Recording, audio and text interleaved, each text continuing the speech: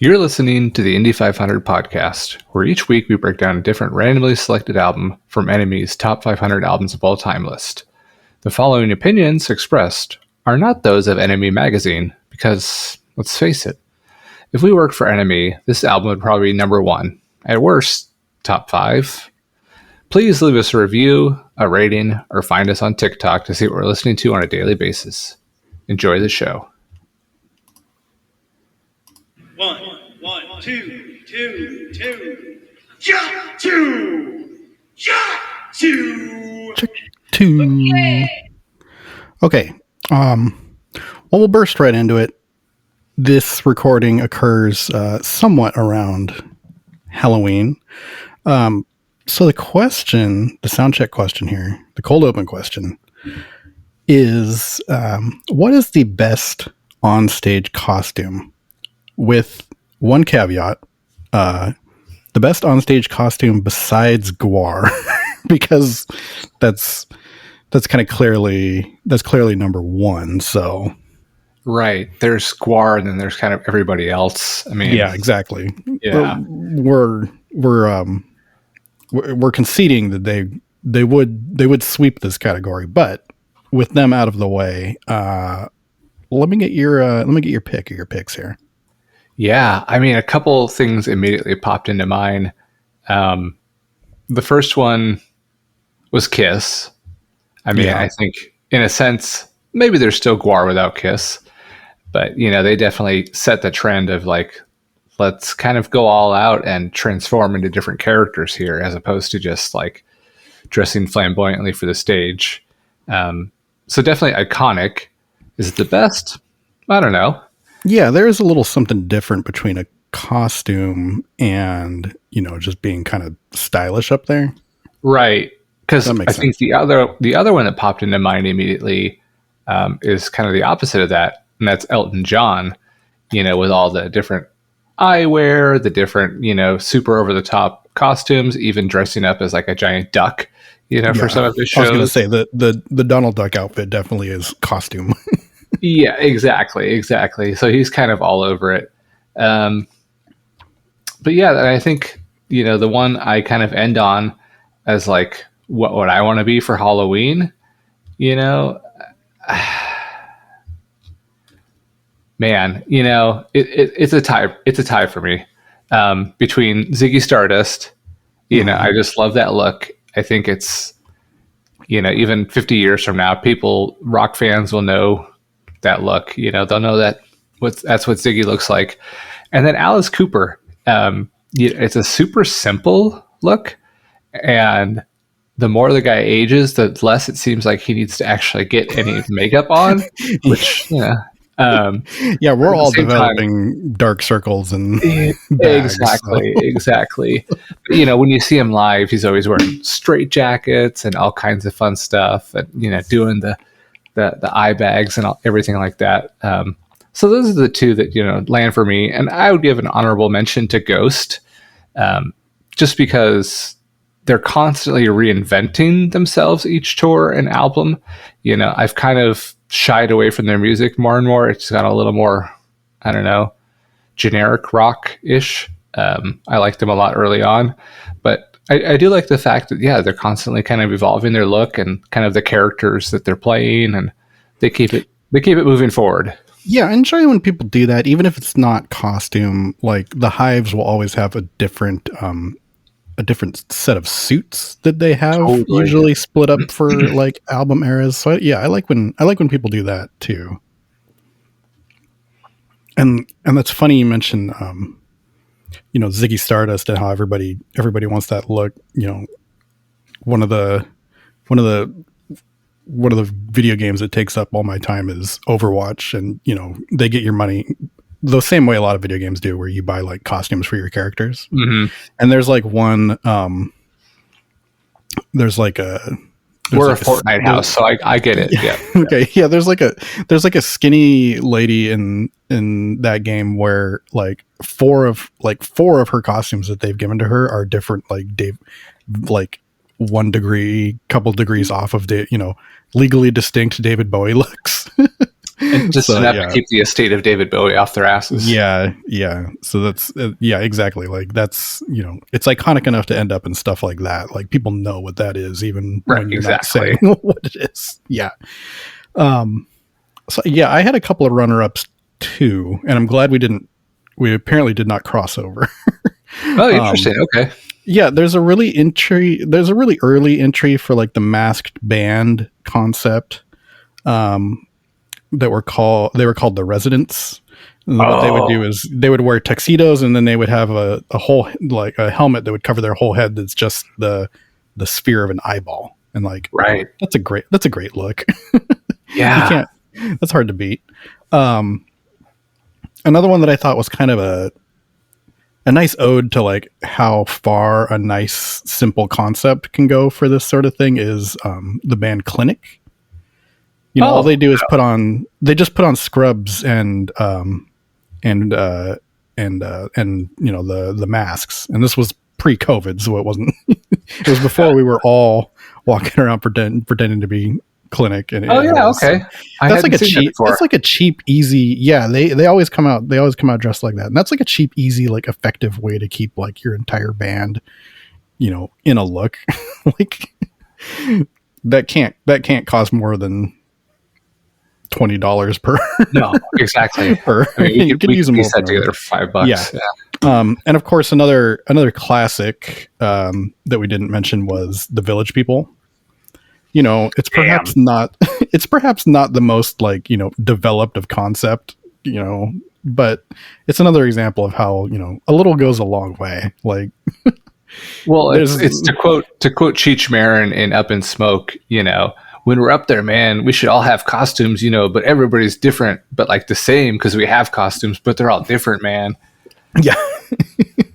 Exactly. Yeah. And that's another, I can't think of another example, but that's, the eclectic approach to costuming where it's not unified. It's everybody's something different, which becomes the thing.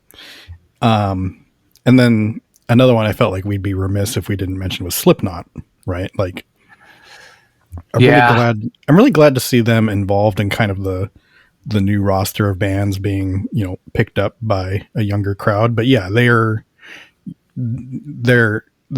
high up in the pantheon of masked bands and kind of bands that, especially representing the kind of, like the horror corner of that sort of thing. But my winners, and I hate to be too predictable, but it was one that I couldn't shake. It's okay. Yeah. But it's got to be Daft Punk. Like, and specifically the designs of the helmets, right? Yeah. Like those are a real bullseye.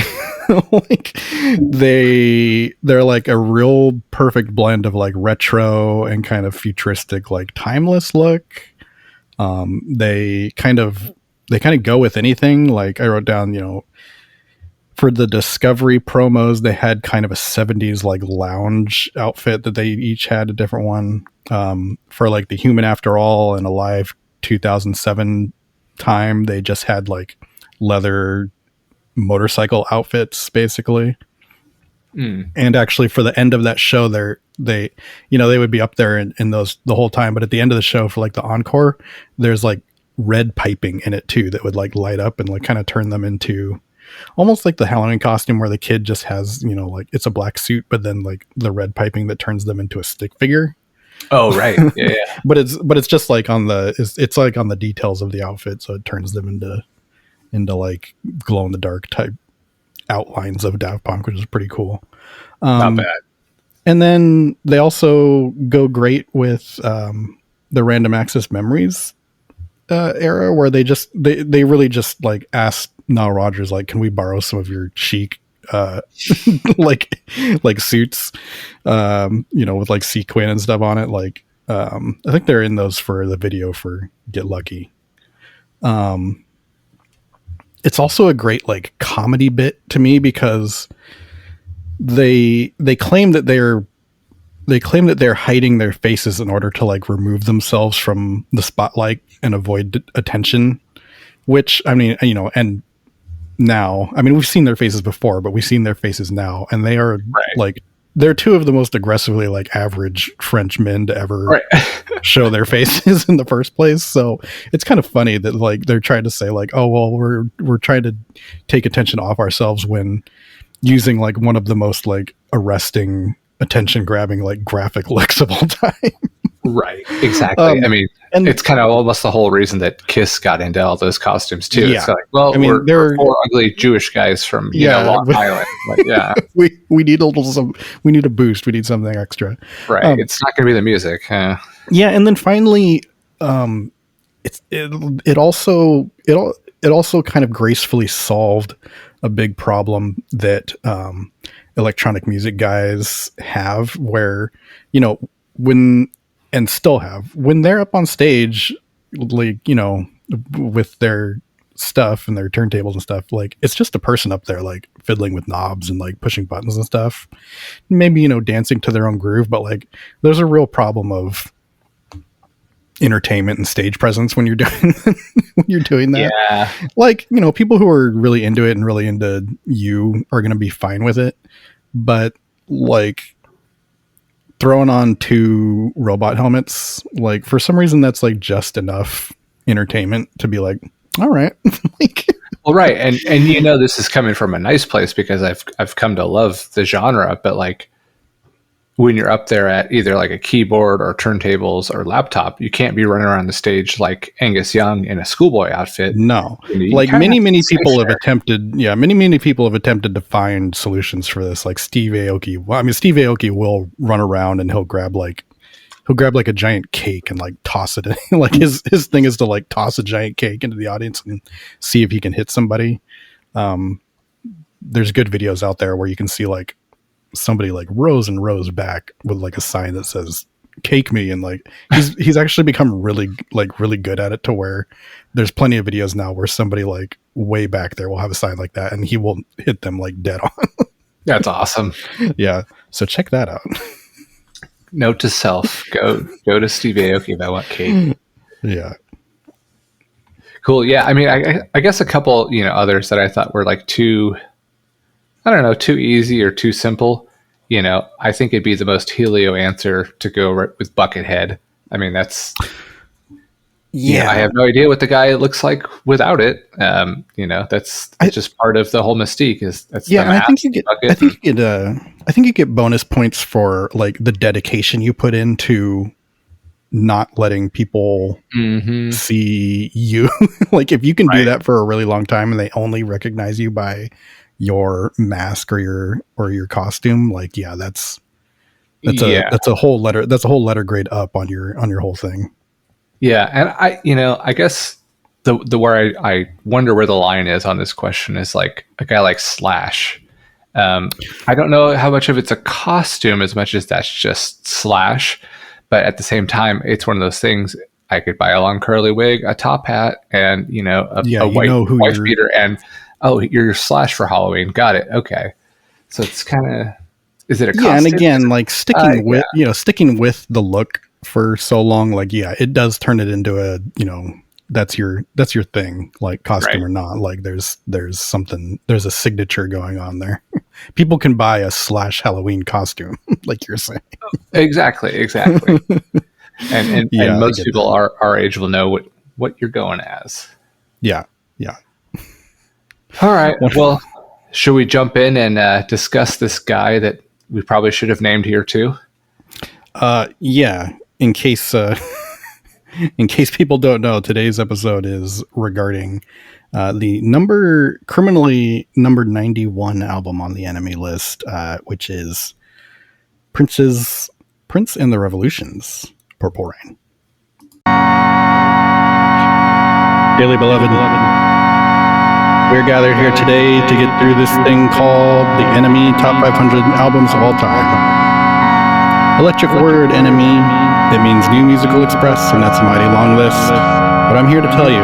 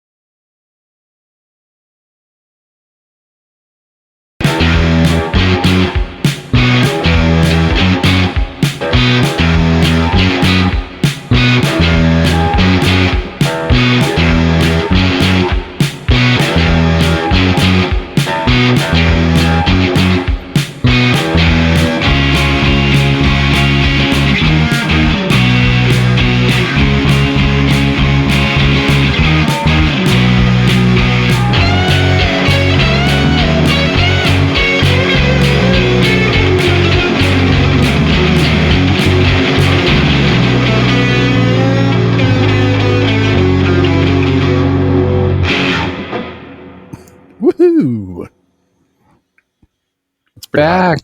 Back. Yeah. Yeah. Normally we would wait until later in the program to hit up the news. But we did have a bit of breaking news today, actually, the day of the record. Unbelievable and unprecedented. So it seems like we should probably address the vegan elephant in the room. NME darling and poster boy of the list.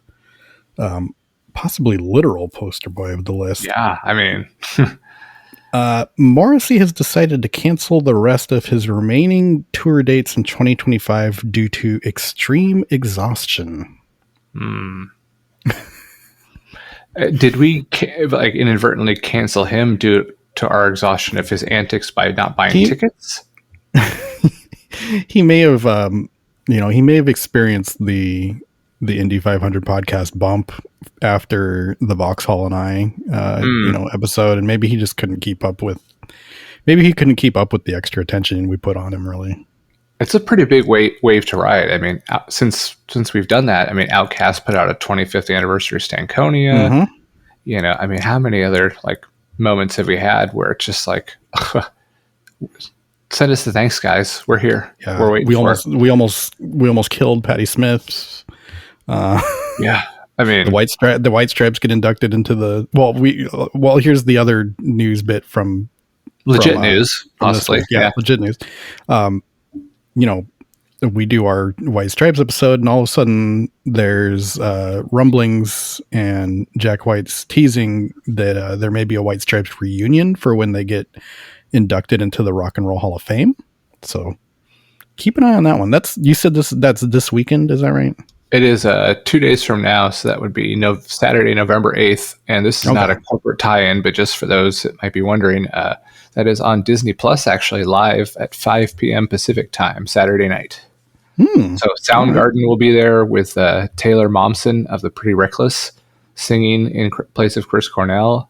But they're also going to have like Hiro Yamamoto back on bass. They're going to have like OG lineup there, White Stripes, and yeah, I mean, who else is on that show? Gosh, either way, it's going to be an interesting show if you're into that kind of thing.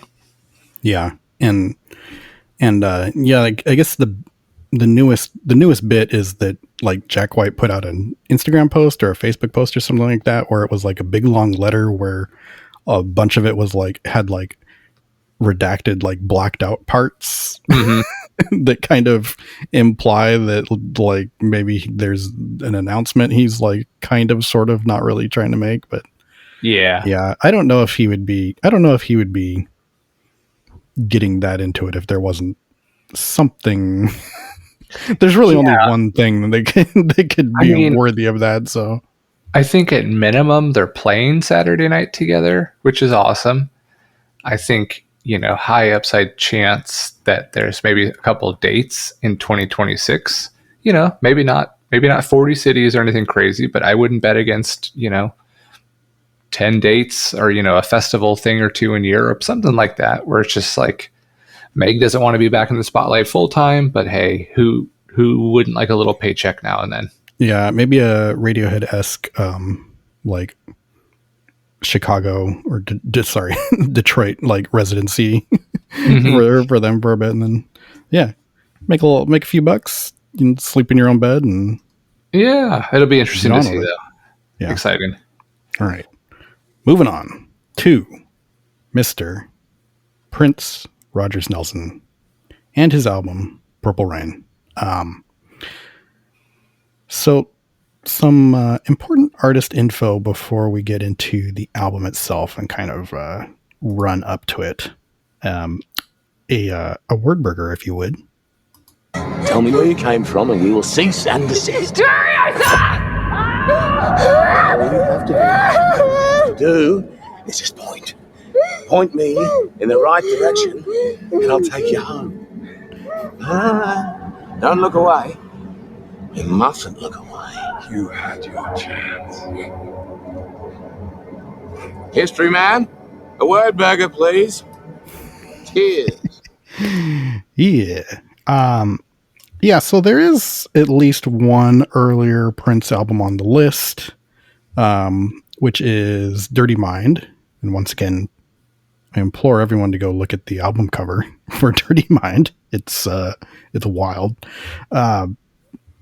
So we'll save talking, I guess, about Prince's like childhood itself for that episode or another episode. That is a pretty good album cover. I had to go back and look. Yeah. Again, I know you've done it on there at least once, so I wanted to see if I'd be able to bait you into it again. Okay. Oh yeah. But for now, I'll focus on like the immediate run up to 1984 and Purple Rain / Revolution. So in 1982, Prince, who was born Prince Rogers Nelson, named after his father's stage name, Prince was landing the final blow of kind of an incredible assault on the gates of popular music with an album called 1999. And the assault started with his debut album in 1978 called For You. So the run there is actually 5 albums in 5 years, starting in 1978, starting from For You, going through 1999, which by itself is really impressive. But then paired with the fun fact that aside from the debut For You, all of the albums in that run are performed, produced, and almost they're almost single-handedly written, performed, and produced by Prince himself, like alone. which in itself is absolutely unreal, and it's only surpassed by the fact that the period we're going to talk about, he's doing like multiple projects at the same time, that same role, with everything. So so insane. He has a pretty steady rise and refinement of what he wants to do and his sound over those first 4 albums, and then 1999 becomes a big breakout success. And before we move on, let's once again tip a hat to the genius of creating a song where if it does land and it does become a hit, you're guaranteed a second giant payday when the actual year 1999 rolls around. For those that might be too young that are listening to this, basically if you're 25 or younger, wow. On December 31st, 1999, this was in rotation on MTV and MTV2 for 24 straight hours. So there were radio stations basically that were like, it's almost like the Christmas. It was like, when one of your FM channels turns into a Christmas station out of nowhere, like there were radio channels that were like, we're just gonna play 1999 all day, and I'm sure he made $1 bazillion over it. Can't even imagine. Yep. Yeah. So this era of success and the big cherry on top, 1999, really solidifies Prince's hold on his little like corner of the musical world. He is the epitome of a self-made man in the music industry at that point. And then, of course, he decides, what's the next logical step? You're a big, successful, self-made man. Why not self-make a couple of other people as well? So the first thing he did was really put a spotlight on his own band that he had at that time that he called The Revolution. They were handpicked from different places. They're kind of a little bit of a ragtag live band that are forged in the fires of Prince's like Mount Doom-esque standards.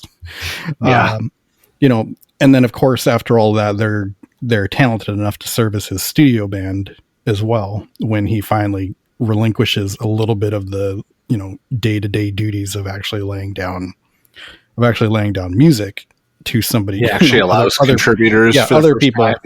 Yeah. He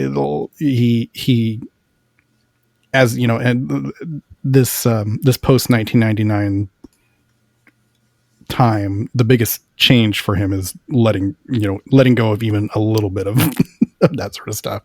But it is because he's taking control of things in a different way, basically.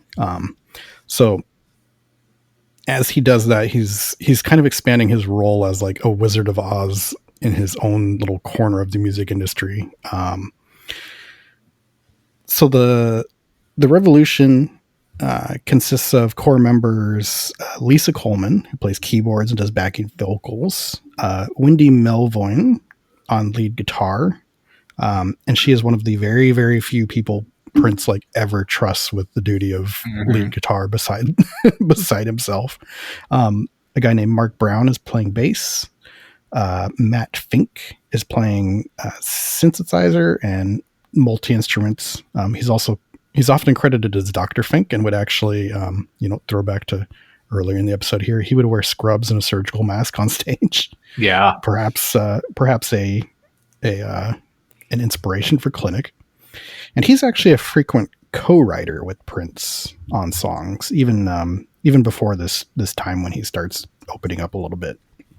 And then finally, Bobby Z on drums. And then if you get a chance to, while we're talking about it, check out Prince and the Revolution live. It's a album and a video from Syracuse, New York in 1985. You get to see everybody in the band, at the height of their powers and everything. It's just a great show. And I mean, even if you just tune in for like the audience reactions to all of Prince's little, in between banter, like it's amazing. But just the group dialed in. Yeah. And I think one of the things we talked about was, I want to say it's The Beautiful Ones, where there's the aside where he says, if we got married, would it be cool? Would that be cool? Mm-hmm. There's a part in that concert where he says that, and the crowd pop sounds like, it sounds like The Rock or like John Cena, like returning to right to totally. the WWE The after they're away Undertaker for a while, after 5 years, like exactly. Yeah, it's crazy. Totally. And before you go on, I actually wanted to throw some love towards like the engineer and studio crew that worked on this as well. If that's cool. Oh yes, please do. Yeah. So Peggy McCreary, also known as Peggy Mac, she was the lead engineer at Sunset Sound, which he recorded most of the album at. So she helped record and mix most of the studio sessions. But more importantly, she was one of the few people that could actually put up with like his 14-hour sessions where he would just sit there and drink coffee and start at 10 a.m. and go till 3, 4, 5 in the morning until songs were done, ideas were exhausted, and he was done. But she was there through it all. Another one, David the Blade Leonard. He handled the editing of long versions of songs like Computer Blue, Let's Go Crazy. Very, very skilled technical skills at mixing, but also being able to kind of interpret what Prince wanted to do. Susan Rogers, another engineer. She actually became his lead archivist from the period and kind of helped set up the idea of like every single thing we do, we're going to get on tape. And then we're going to find a place where we can actually store all these tapes that has 24-hour retrieval service. So 4 o'clock in the morning, you want to revisit something you put down on tape, we call them up, they deliver it. And this is until Paisley Park was built out and they actually have like an archive and library and everything. So kind of, the mad cataloging genius of Prince, was aided here by Susan Rogers. Another guy, David Z., live sound engineer. We'll kind of talk about it a little later, but there was a show, June 7th, 1983, First Avenue in Minneapolis, that actually takes place in the movie Purple Rain. But those were where Purple Rain, Baby I'm a Star, and I Would Die for You were recorded for the album. So those were recorded there by David Z. And then a couple other guys. Yeah. Yeah, this is another one of those projects that like we've talked about or visited where there's like live tracks that are being like recorded and then like slightly plussed up a little bit later. Mm-hmm. Mm-hmm. Fine-tuned, yeah. And then just a couple of guys, that get mentioned.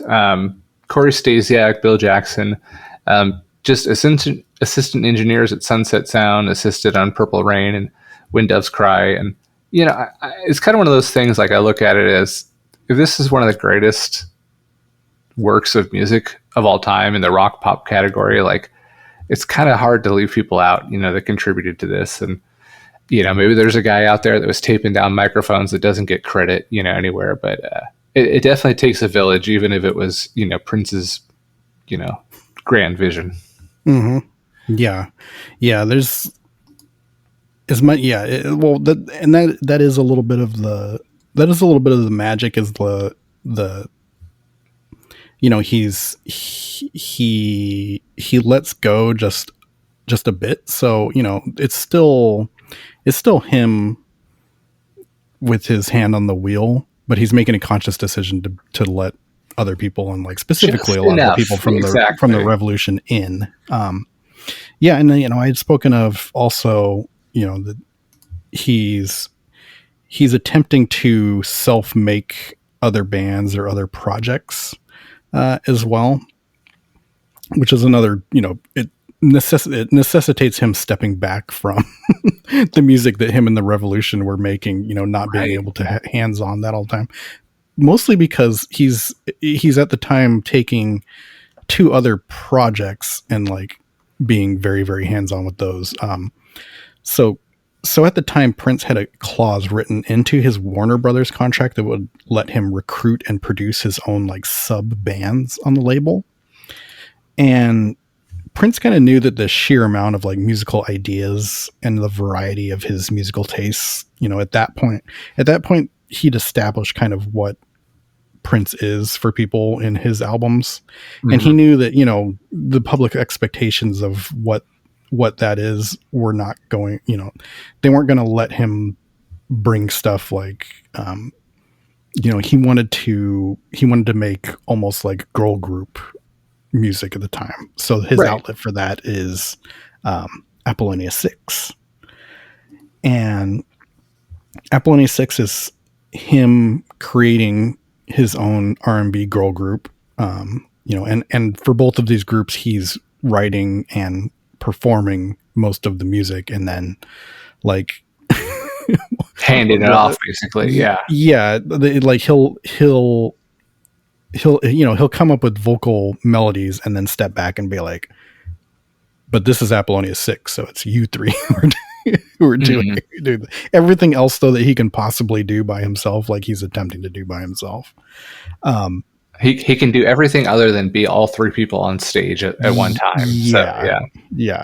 So Apollonia 6 is fronted by Patricia Cotero, aka Apollonia, who we will of course run into again once we start talking about Purple Rain the movie, and also Brenda Bennett and Susan Moonsey.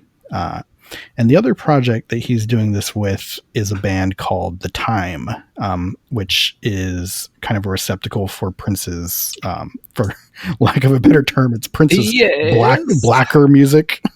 It's much funkier. It's fronted by his very close friend Morris Day. And The Time is Prince's most successful sub-project. I forget if it was our special guest who we'll hear from this episode or somewhere else, but I remember recalling that like Prince, The Time, and Apollonia 6 were like all on the charts at the same time. Mm-hmm. And very, very few people actually knew that basically meant that Prince is on the charts at three different spots. Yeah, exactly. So The Time was actually made up of a lot of very talented players on their own. And perhaps with the amount of time that's freed up by them not actually having to like come up with their own material or even record it, because again, Prince is trying to do that all on his own and only really bringing in Morris Day to record vocals. But they would kind of spend their time coming up with like coordinated dances and like comedy bits to go with their live show and like really dialing in their performance of the live show. And yeah, the stuff you see in Purple Rain, the movie, was actually stuff that they did on stage. The only thing that's kind of played up is like the rivalry sense of it. Like they turned Morris Day into like, and his group into like an all-time movie villain almost. They were best friends, but at the same time, like there was definitely a little bit of heat between them. But yeah, Yeah, got to make it a good movie, right? It's not like the movie makes it look like they are unknown, not unknown to each other, but they are fully hostile to each other. Exactly. Where in real life, they're kind of they grew up together. They are best friends, but the time especially begins having some rival dynamics with Prince and the Revolution that kind of shapes a lot of what Purple Rain eventually becomes. But I gave a quick mention to a special guest that we've got on this episode for an interview that will, as we do, will later be heard in full. But I wanted to let you introduce it a little bit because I think you're a little bit more familiar with him and especially his book. Yeah, no. So, I mean, special thanks, and we can't thank him enough. One of the sources we used for a lot of the research was a book called Prince and the Purple Rain Era Studio Sessions, 1983 and 1984. And it's by an author, producer, director, filmmaker. His name's Duane Tudahl. And basically what he was able to do is get all the logs out of Sunset Sound, go day by day as to like what the process was, as well as what the touring itinerary looked like during that time, the movie shooting schedules, and just all the stories with all the musicians, all the contributors, engineers, you name it. And he made an absolutely amazing book. It's one I've read through and I still pick it up. Like I got it, God, I want to say 4 or 5 weeks ago, and I still can't put it down. Like I'll come back to it, and we joke about it on the conversation with him.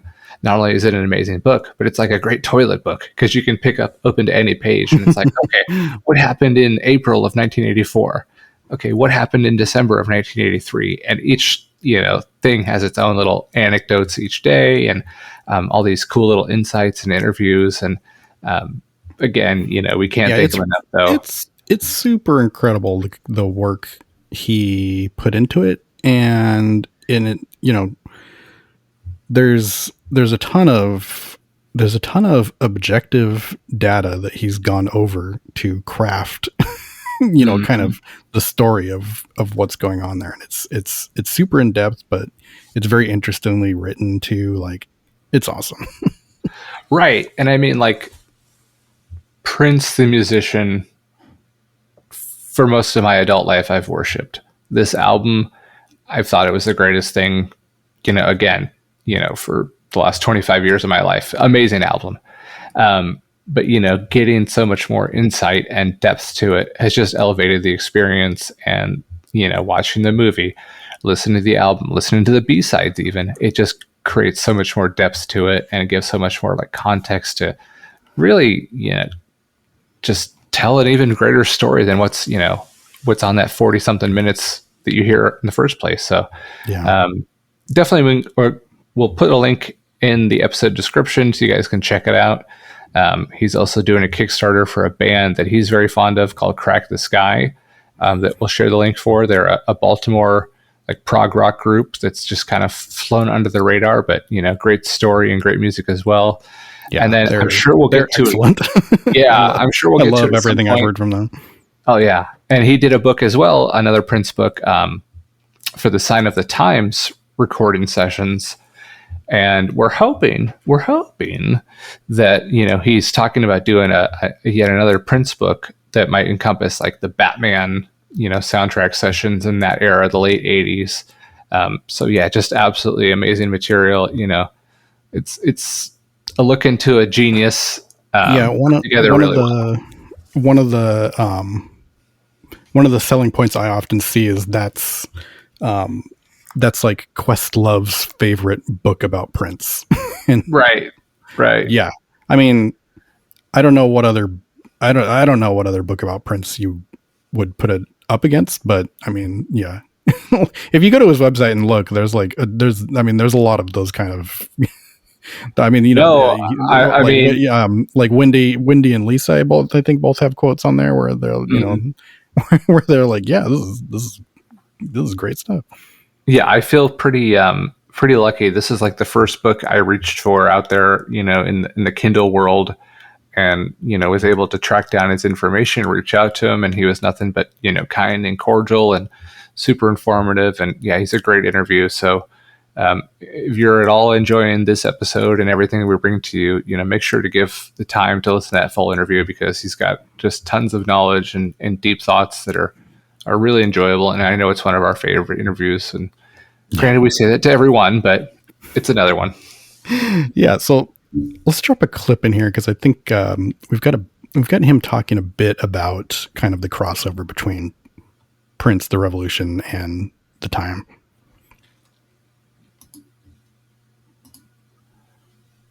Absolutely. So, the book does talk a little bit about like you said, he was the boss. He was the guy. He kind of was in control of the whole universe there, so to speak.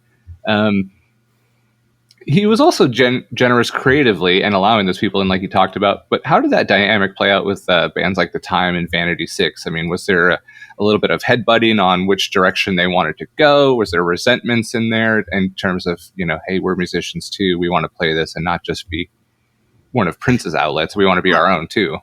Well, and to a certain extent, but all the Time albums were basically Prince for the most part, until you got up to Pandemonium. A lot of them were Prince and Morris. Sometimes the band would be like, I didn't even play on that. I'm on Ice Cream Castle. Jesse came in and did some things, and some other people. But mostly they were the live band, and they were amazing at that. But I remember reading an interview, I want to say with Jesse, where people come up and say, I love this album. You did great. He's like, well, that's kind of, not me. I didn't play on that.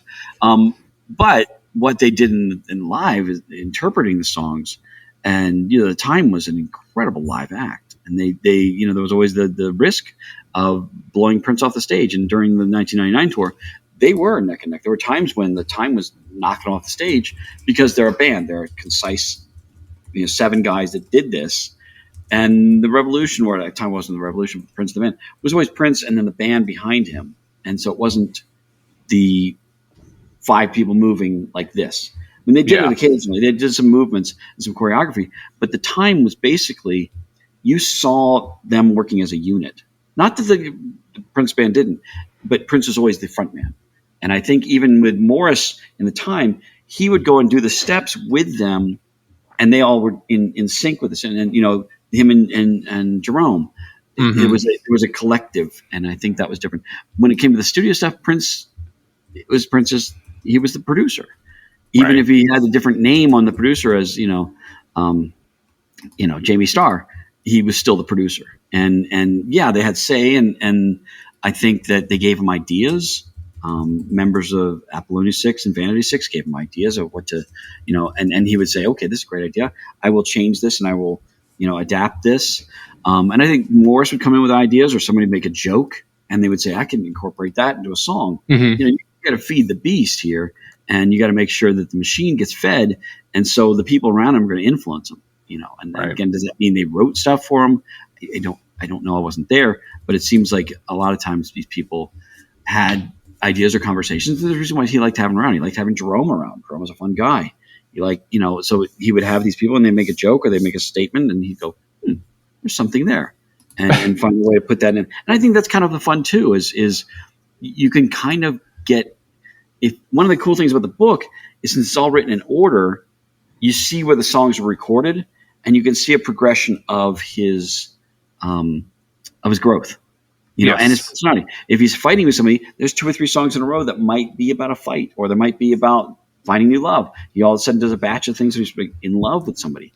And I think that's part of the fun of that. And so to me, one of the things a book like this, or even, the super deluxe editions we did that would have in order, so you can kind of see how things work in context. And I think seeing the context of what Prince did, and what was going on in his life is fun. I mean, there's parts in it where he said he didn't record this week because they were doing the Olympics in Los Angeles. I'm like, oh, that makes sense. I thought of that until I started looking and going, oh, that's why he left 3 days before that, because Los Angeles was going to be crazy.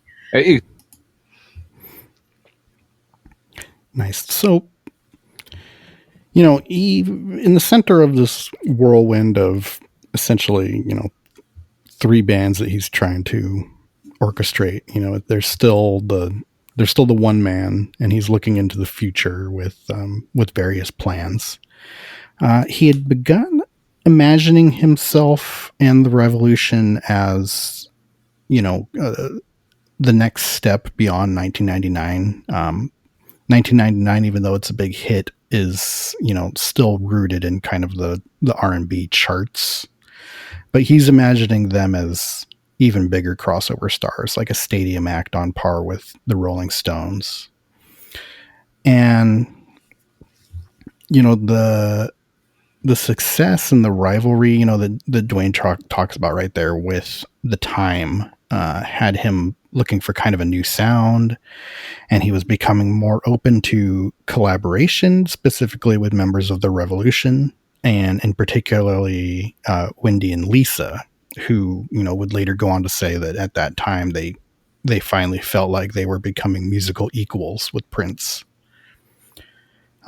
During that time too, he's keeping a purple notebook that he's writing in, and most of the time people would see that and think, oh, he's writing lyrics, but actually, in addition to lyrics, what he's writing in there are ideas and actual script excerpts for what he's imagining as a biographical movie. And one of the things he pushes for after 1999 is a big hit is he tells his management to try to obtain a deal with the movie studio to make that biographical movie. And it is a deal that they agree to, if not, completely back it. He does get his movie deal, but, even the studio and himself all kind of consider it kind of a smaller vanity project, something fun that he's going to do with all his friends.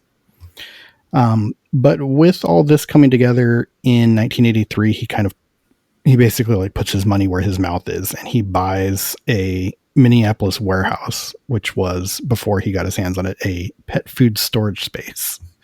And he establishes a sort of Purple Rain mothership. And this warehouse, they would put in offices, sound stages, music studios, living spaces, all the stuff going on surrounding the Purple Rain movie and the album. It becomes kind of a mini fiefdom of his. It's a physical representation of what he's doing, what he's doing artistically, grabbing control and keeping it all in one place and directing things. But it was a place that he could kind of easily oversee the whole chaotic process of making the movie and the album at the same time. And it does become sort of a prototype for, the famed Paisley Park complex that he eventually lives in Minneapolis. And just to ask, there's no Purple Rain pet food tie-in, right? I mean, now a word from our sponsor. Yeah. You wonder if they moved in there and there were still, bags of cat food. And he's like, well, I mean, the man is an entrepreneur. You don't just see, you don't see the leftover bags of cat food and say, get rid of these, maybe what we hear as maracas is actually, just a bag of cat food being shaken around. I would say grab some purple and gold markers and call it Prince's cat food. Sell it for another. Absolutely. Find out what they were selling it for, sell it for another, $5 above that price. And exactly. Let's get the purple one's name on it. Yes. But here we want to play a clip for you of Duane talking about, kind of the sacred space that is the studio for Prince. There's a reason there's a door on the studio that people don't just walk in. If you were in the studio with him, it's an exclusive thing. It's the biggest velvet rope you're going to find for this. You're not having people coming in and partying. You're not having people coming in and taking his attention away. When he's there, he's focused. That's his job. And he took it very seriously. And so the only people in there usually would be the engineer, and sometimes not even the engineer. The engineer would often set him up, and then when he'd sing, they'd leave him alone, and he'd be in there by himself. If it was something like the bodyguard would be in the other room or something like that, they were always generally with him. But he didn't have too many people, especially during this era, in there with him. Wendy and Lisa would come in for background, and also they'd help create some of the songs. But Prince is one of these very much autonomous people, and so the respect of what he did in the studio was his laboratory. He would sit there and noodle on the piano, trying to figure out a song. He'd sit there, and Peggy McCreary, one of the engineers, Peggy Mack, and Susan Rogers have both said he would sit there and just play the piano for an hour, trying to find a song, like trying to pull it out of the sky, and that's where he'd come up with something, and that to me is shows his dedication. And sometimes they'd say, after an hour, he'd say, I got nothing. And he'd leave. Yeah. Most of the time, he'd find something and just put it down and build and build and build. And sometimes it would be something that he'd release. And sometimes it'd be something that he's like, you know what, this needs work, or this is just an idea. And I think that it was, like I said, it was his Frankenstein's lab where he'd create. Totally. Yeah. No, I think one of the things that, surprised me, but also didn't surprise me because it's Prince, is how many times you can go through that book and say, well, this person thinks this is Prince's best song, and it's not even a song that's on the radio, or it's this deep cut that, maybe they had the intimate relationship to hear, or it meant something to them at the time. All right. So in your book, there's stories, of Prince's meticulous editing and just, how fine he edited the tape down, and just these edits that most people couldn't even detect. What did that level of perfectionism tell you about the way he thought about sound and about his music? It's funny because, he did do that a lot, but at the same time, he would just let certain things go by.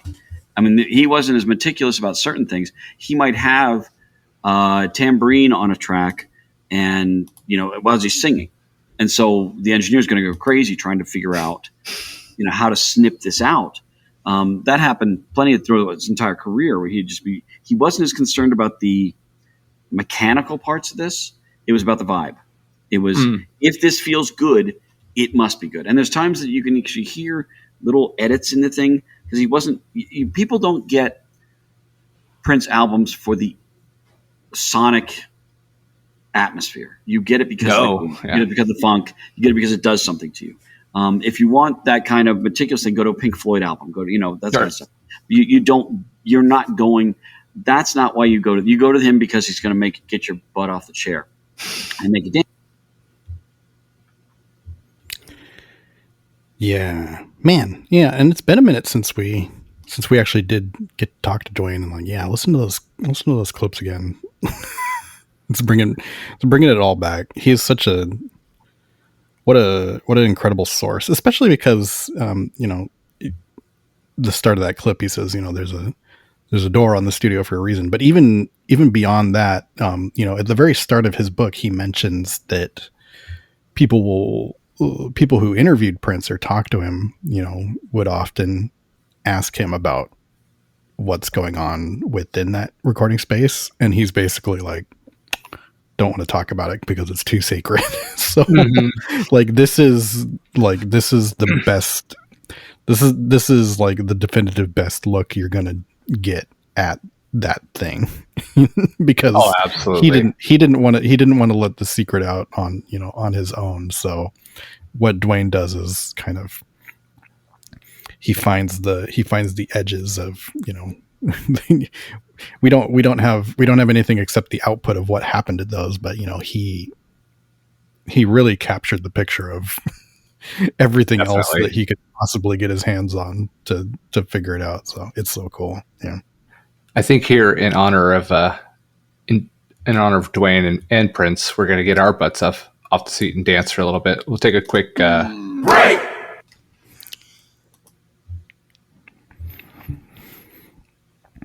So come on back. We took a bit of a break, and we're going to take a bit of a break. We're going to check out a segment on the show where we break out the old Eye of Agamotto, the green infinity stone, on loan from the Sorcerer Supreme himself, Doctor Strange. And we will use it to peer across time and space into neighboring realities to catch a glimpse of what things might be like if this podcast were about some other top 500 lists, like, let's say, perhaps the Rolling Stone top 500 albums of all time. And number 91 over there is, in fact, let me unspoiler this for my co-host. Number 91 over there is Bruce Springsteen's Darkness on the Edge of Town. That's Bruce's fourth album. It follows Born to Run.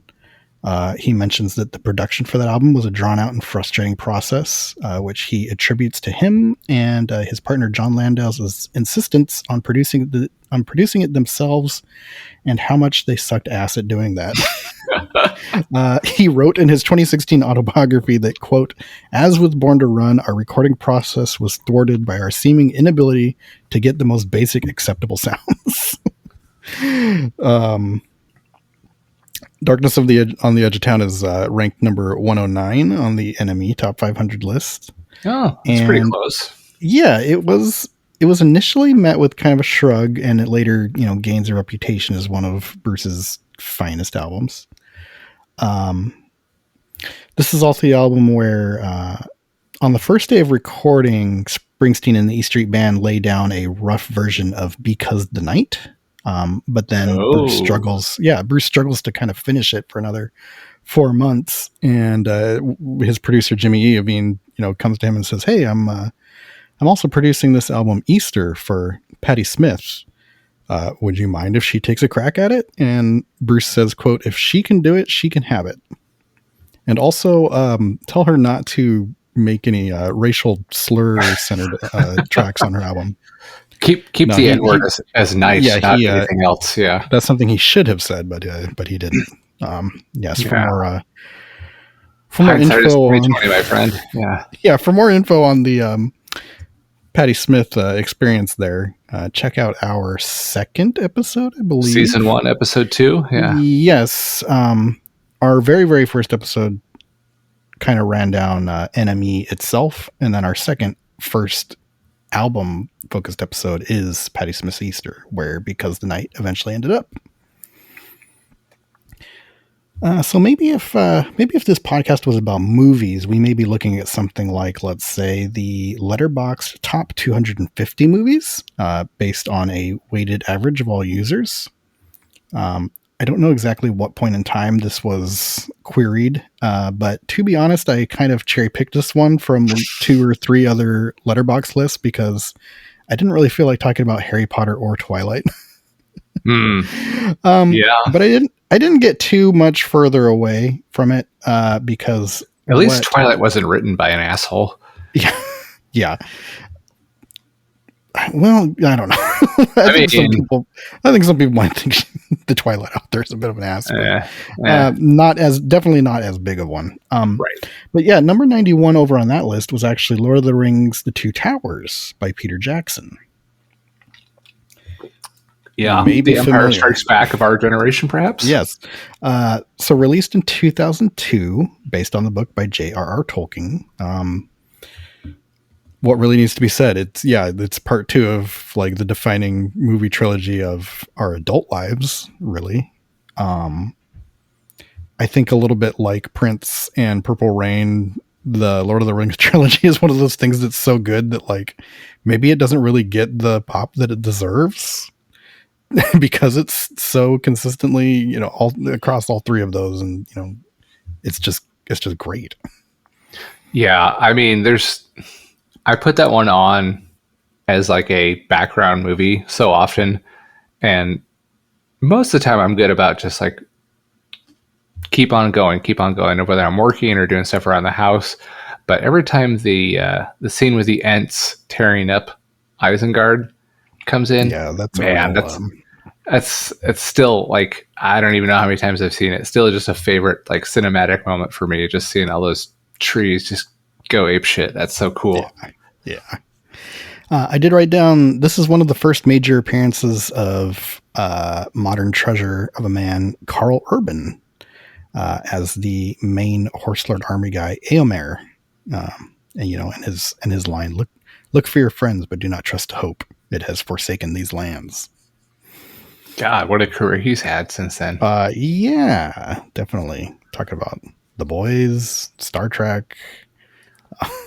He was in the Johnny Thor Cage movies. I now. forget the name of his roles. Oh yeah. He's the like bald. He's like the bald guy. He gets to do a He little bit of was like comedy in that. he was Dredd in the Judge Dredd Yes, remake, right? yeah. The criminally underappreciated So good. Dread movie. Yeah. This is also the movie where Andy Serkis kind of establishes his thing. He's the guy who's portraying Gollum and basically on this set invents the art of being an actor who is the like base for a CG character. Don't know if you knew this. John Rhys Davies got himself a few extra bucks because not only does he play Gimli the Dwarf in the movie, but he's also the voice of Treebeard, the Ent. I didn't know that. No. And just in case this is our only chance to talk about him on the podcast, I want to take a moment to talk about Brad Dourif, who plays Grima Wormtongue in this movie, which shows off his kind of signature ability in films to pack a very short amount of screen time with like S-tier character acting. You may also know him from David Lynch's Dune, where he plays Peter De Vries. One Flew Over the Cuckoo's Nest. Yep, the Mentat to the Harkonnen clan. Yep. He's in Blue Velvet. And he was also in pod sponsor Werner Herzog's Bad Lieutenant Protocol New Orleans. He's got an extensive horror movie career, including voicing Chucky. You may, if you are our age, recognize him as the creepy doctor from Alien Resurrection, who is kind of horny for the aliens. another incredible bit part that he hits out of the park. And then he also has his own really excellent multi-episode story arc on Star Trek Voyager. He's a crew member who struggles with mental illness, and it's kind of neat because in the Star Trek universe, supposedly they've cured society of this sort of thing, but he turns out to basically be like a murderer, and they're all like, what the hell? Like, we still have those. Yeah. Great actor. I salute him. Okay, I might have to hit you up on the side to find out where that is so I can watch that arc there. Yeah. I should have written down his character name. It doesn't, they're not back to back because like, gotcha. He has one episode where he's like the focus, and then they put him in the brig, and then like he has another like 2 or 3 where, he's being rehabilitated basically, but they're all really good specifically because they're centered around him and he's awesome. Yeah. Perhaps if this podcast was about video games, we might be looking at the Metacritic top 500 video games of all time. And over there, number 91 is a little game called Super Smash Brothers Brawl. You may have heard of. That one came out in March of 2008 for the Nintendo Wii. It's the 3rd installment in the series. It was very popular. It sold 1.4 million units in its first week, and was at the time Nintendo's fastest selling game of all time. It's gone on to sell more than 13 million units since then. Jesus. It's the first Smash Brothers entry that they let include non-Nintendo characters, namely Solid Snake from Metal Gear, because Hideo Kojima had reportedly begged Nintendo to include him in the game before this, and they didn't have time, so they said, okay, well, this time we have to do this. And how can anybody with like a semblance of a heart say no to Hideo, honestly? Yeah. And they also included Nintendo's defeated rival brought to heel. Sonic the Hedgehog shows up in this one. Oh, really? Yeah, that's a real... That's a win. Yeah, that's a real dunk moment on Sega. Yeah, damn. It may possibly be the high watermark for the series. The one before it was already kind of a staple on the competitive fighting game circuit. The one called Smash Brothers Melee. And I did want to take a little aside to talk about this kind of corner of society here, the intersection between Smash Brothers and the fighting game community. So Yes, I was actually going to ask something about that, so take it away. Yeah. So the fighting game, like competitive tournament scene in general, has kind of long considered the Smash Brothers community as a sort of malignant or maligned, depending on your point of view, offshoot of themselves. The players who play Smash Brothers almost never originate or kind of cross-pollinate with the larger community of traditional competitive fighting games. Mostly due to the fact that it has like a radically different kind of gameplay than, 90% of fighting games are kind of based on the Street Fighter formula. You hold back to block, you've got punches and half circles and semicircles. Things like this. So between that and its origins as a like Nintendo only console game, because most of those other fighting games, like they originate from arcades and kind of the culture of arcades, but Smash Brothers originates from basically like frat console dorm room. Like Nintendo dorm rooms 64 was the first iteration, right? Yeah. So this combined with kind of a short era in the 2000s of Smash Brothers popularity, and its popularity and its prize money dwarfed traditional fighting games for a few years, even at the fighting game community's like own premier event, which they call Evo. Wow. So that's what I was going to ask. Yeah, that leads to a little bit of hostility between the two camps too, because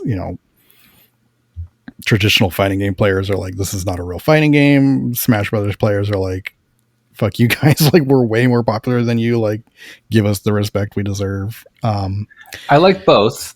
Having said that, this is a fucking button masher compared to like the artistry that is like Street Fighter or Guilty Gear. I mean, when you get really high level Smash Brothers going on, I mean, any competitive game that has like a semblance of balance is going to, kind of reveal skill in the higher levels. But yeah, it is a very different experience attempting to beat up people in Smash Brothers. And my own personal experience with Smash Brothers is that when I try and overthink it too much, I get beaten by somebody who's just mashing at the buttons as fast as they can. Street Fighters, I can tell you, I have never gotten what the hell is going on in Smash Brothers. Yeah, exactly.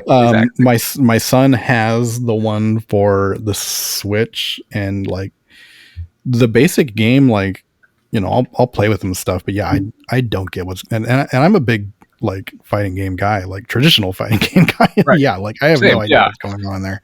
I really do love the mode though where you like there's like a punching bag that you beat up for like 5 seconds, and then you have to hit it with the baseball bat and see like the more you beat it up, the more energy is stored in, and then you like hit it with the baseball bat, and then you see how far it flies based on like how much damage you've done. Like, I don't like that. Seen that yet. Okay. I like that mode. Yeah, it's buried in there somewhere. I really like that one.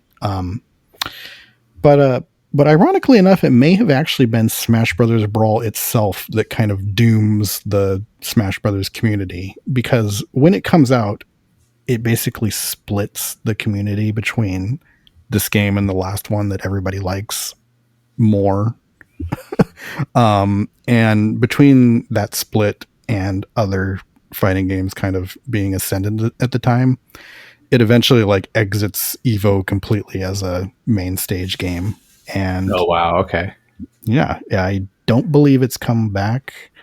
I think people have tried to rally around like a mod of Smash Brothers Melee that kind of fixes some of the things people don't like about it and incorporates a little bit of what they do like from Smash Brothers Brawl. But yeah, I don't believe it has returned yet for Evo. I mean, I know, at the end of the day, it's Smash Brothers, and the Switch is so popular still. Like, there's still a lot of fun stuff going on. The theater in our neighborhood lets people use their big giant movie screen to have Smash Brothers tournaments every couple of months or so, and like good turnout, super fun. All the kids really get into it. So yeah, I mean, maybe it doesn't have the Evo spotlight like once did, but it's still getting plenty of love out there. And that sounds like a hoot. I tell you what. Yeah, they do that in Mario Kart, and Yeah, and just for the record, still waiting to hear back from them about our Movies That Rock Film Fest. Yes, we have things percolating. Yes. Right. So, veering back towards Purple Rain, let's talk a little bit about the kind of, again, as we do, the context of the world that like this album is coming into. So we're talking about, it was released in June 25th, 1984. So at the time, the number one song in the USA is called The Reflex by Duran Duran. I believe we have a clip.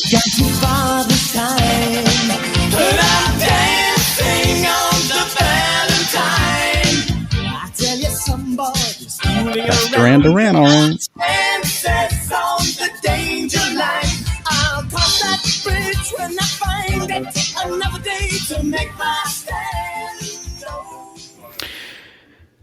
So this is the band's 11th single release, and it comes from an album called Seven and the Ragged Tiger. And interestingly enough, the version that becomes a big hit is actually a remix by someone we're becoming very familiar with on this podcast, Mr. Morrissey? Nile. Man, I would love to hear a Morrissey remix of the Reflex, but no, it's Mr. You'd be too Nile. exhausted to finish it. Yeah. Mr. Nile Rodgers is the one who remixed this. Even better. Yeah. The bassist from Duran Duran, John Taylor, actually went out and sought his help specifically after hearing an In Excess remix that he really enjoyed. So for the remix, Nile Rodgers makes the song more dance oriented. He adds looping vocals, some more percussion. He increases the tempo and cuts down the runtime. And initially, John Taylor said that they received a lot of pushback from their label, who said they felt it was, quote, too black for Duran Duran. But they said, who cares, and released it anyway. And it became the band's very first US and UK number one single. Oh, wow. And then following that, the band would actually return to work with Nile Rodgers many, many times after this, including production of their 1984 live album, which would have happened very, very soon after this. Cool. And their album Notorious, their 2002 album Astronaut, and many, many more. Yep. And over in the UK, the number one song is Two Tribes by Frankie Goes to Hollywood. That is not Two Tribes by Frankie Goes to Hollywood. That is...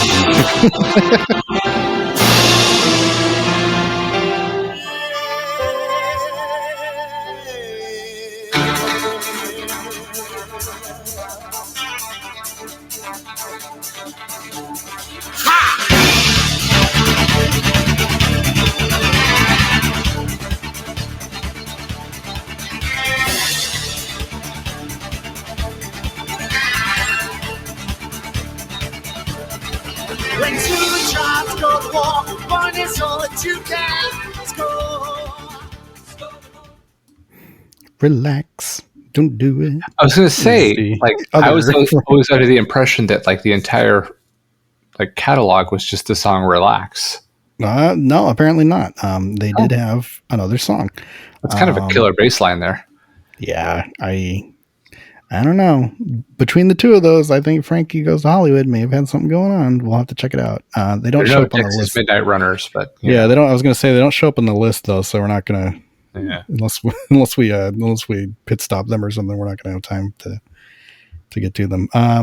So the track itself includes narration from actor Patrick Allen, who was recreating his narration from a British public information film called Protect and Survive on how to survive a nuclear war.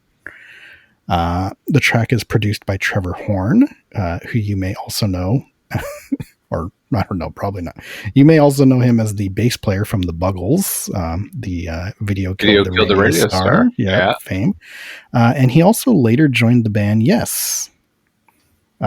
He That would explain the goes killer down- bass line. Yeah. Yeah, there you go. He also goes on down the kind of Nile Rodgers route of becoming a producer.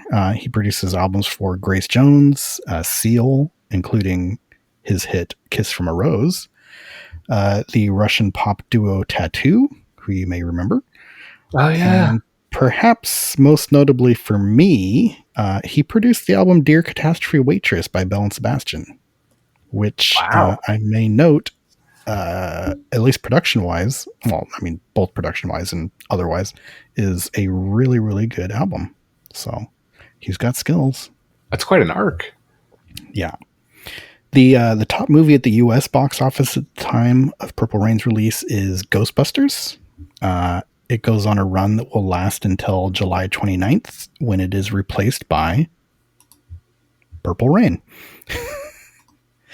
And I couldn't find what the UK's top movie was, but I assume it is also Ghostbusters because it was their number 2 highest grossing film of the year. Do you have any guess what it may have been second to in 1984? 84, huh? I'll give you a hint. It's a sequel. Is it an Indiana Jones? Yep, you've got it. It's the Temple second of Indiana Doom? Yep, you got it. The second Indiana Jones movie, Temple of Doom. Kalima. It's such a cool movie, but it's so weird compared to the other two. Such a different tone. Yeah, I just finished listening to the Blank Check podcast where they run down like directors' filmographies. They just did their second Steven Spielberg run. They actually, the first time they did him, they did his like the second half of his like post-Oscar career, and then this time they did, everything before that, which of course includes all 3 Indiana Jones movies. And yeah, I kind of forgot that one has a reputation as like, the Dark. this kind of like, it's a little bit of a, the other 2 are A+. This one is, who knows what you might give it. But I mean, they're all 3 of the first are awesome. I mean, like, yeah, it's one of the few series I would say like the sequels are just as good as the original. Yeah. So once again, June 25th, 1984. Speaking 1984 in general, in the United States, Ronald Reagan is president. He is in the midst of a re-election campaign opposing Democrat Walter Mondale that ultimately ends in a historic landslide and a beginning of the slow death of the good old US of A. Yeah, to wit, the AIDS crisis is running rampant while Republicans, including the president, do all they can to ignore it.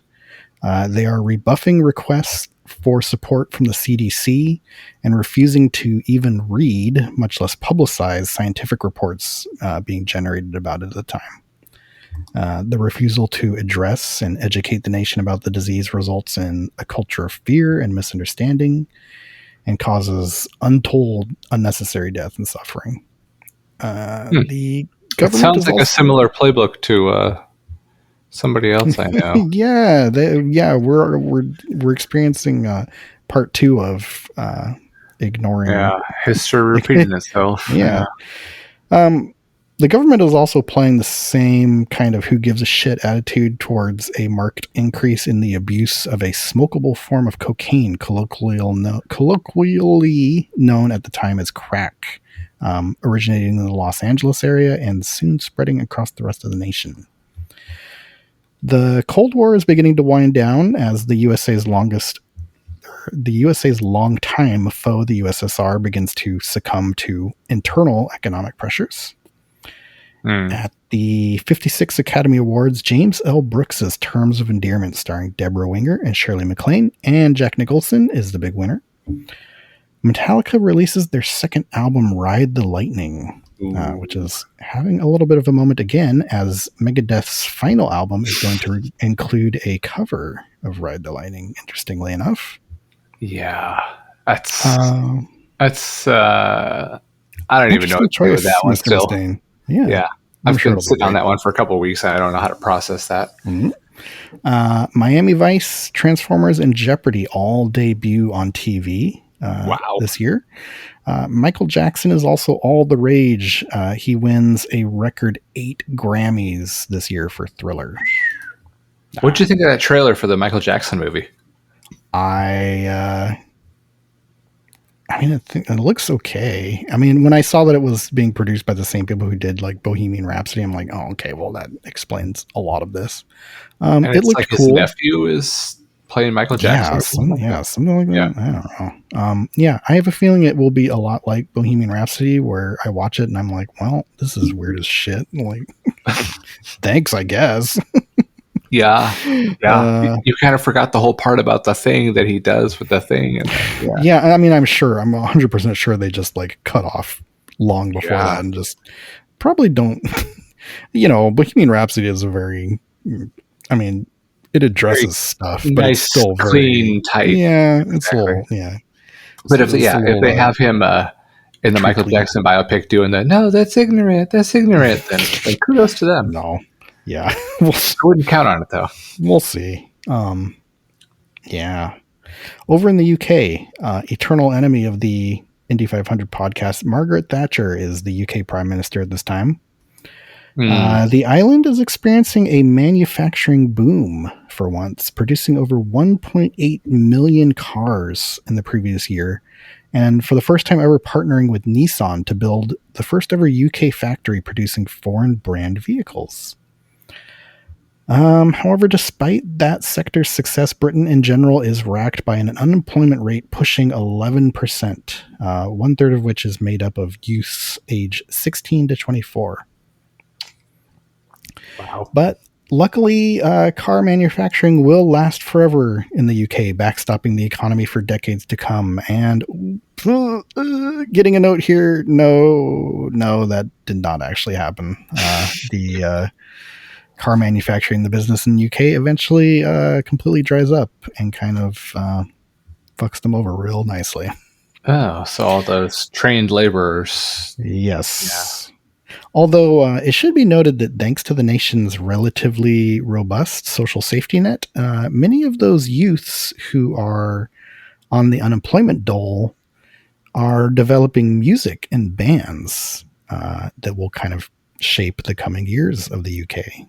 Many of your favorite Britpop bands and kind of 90 acts all have similar stories where they're like, we just got used to living off of, a tiny bit of money for food, a little bit of money for drugs and alcohol, and that's all we needed, if we're going to be sitting around making music. Like, you don't I mean, kudos to the UK and Canada on that. I mean, both are kind of like, it just contributes something, even if it's art, I mean, we'll take care of you.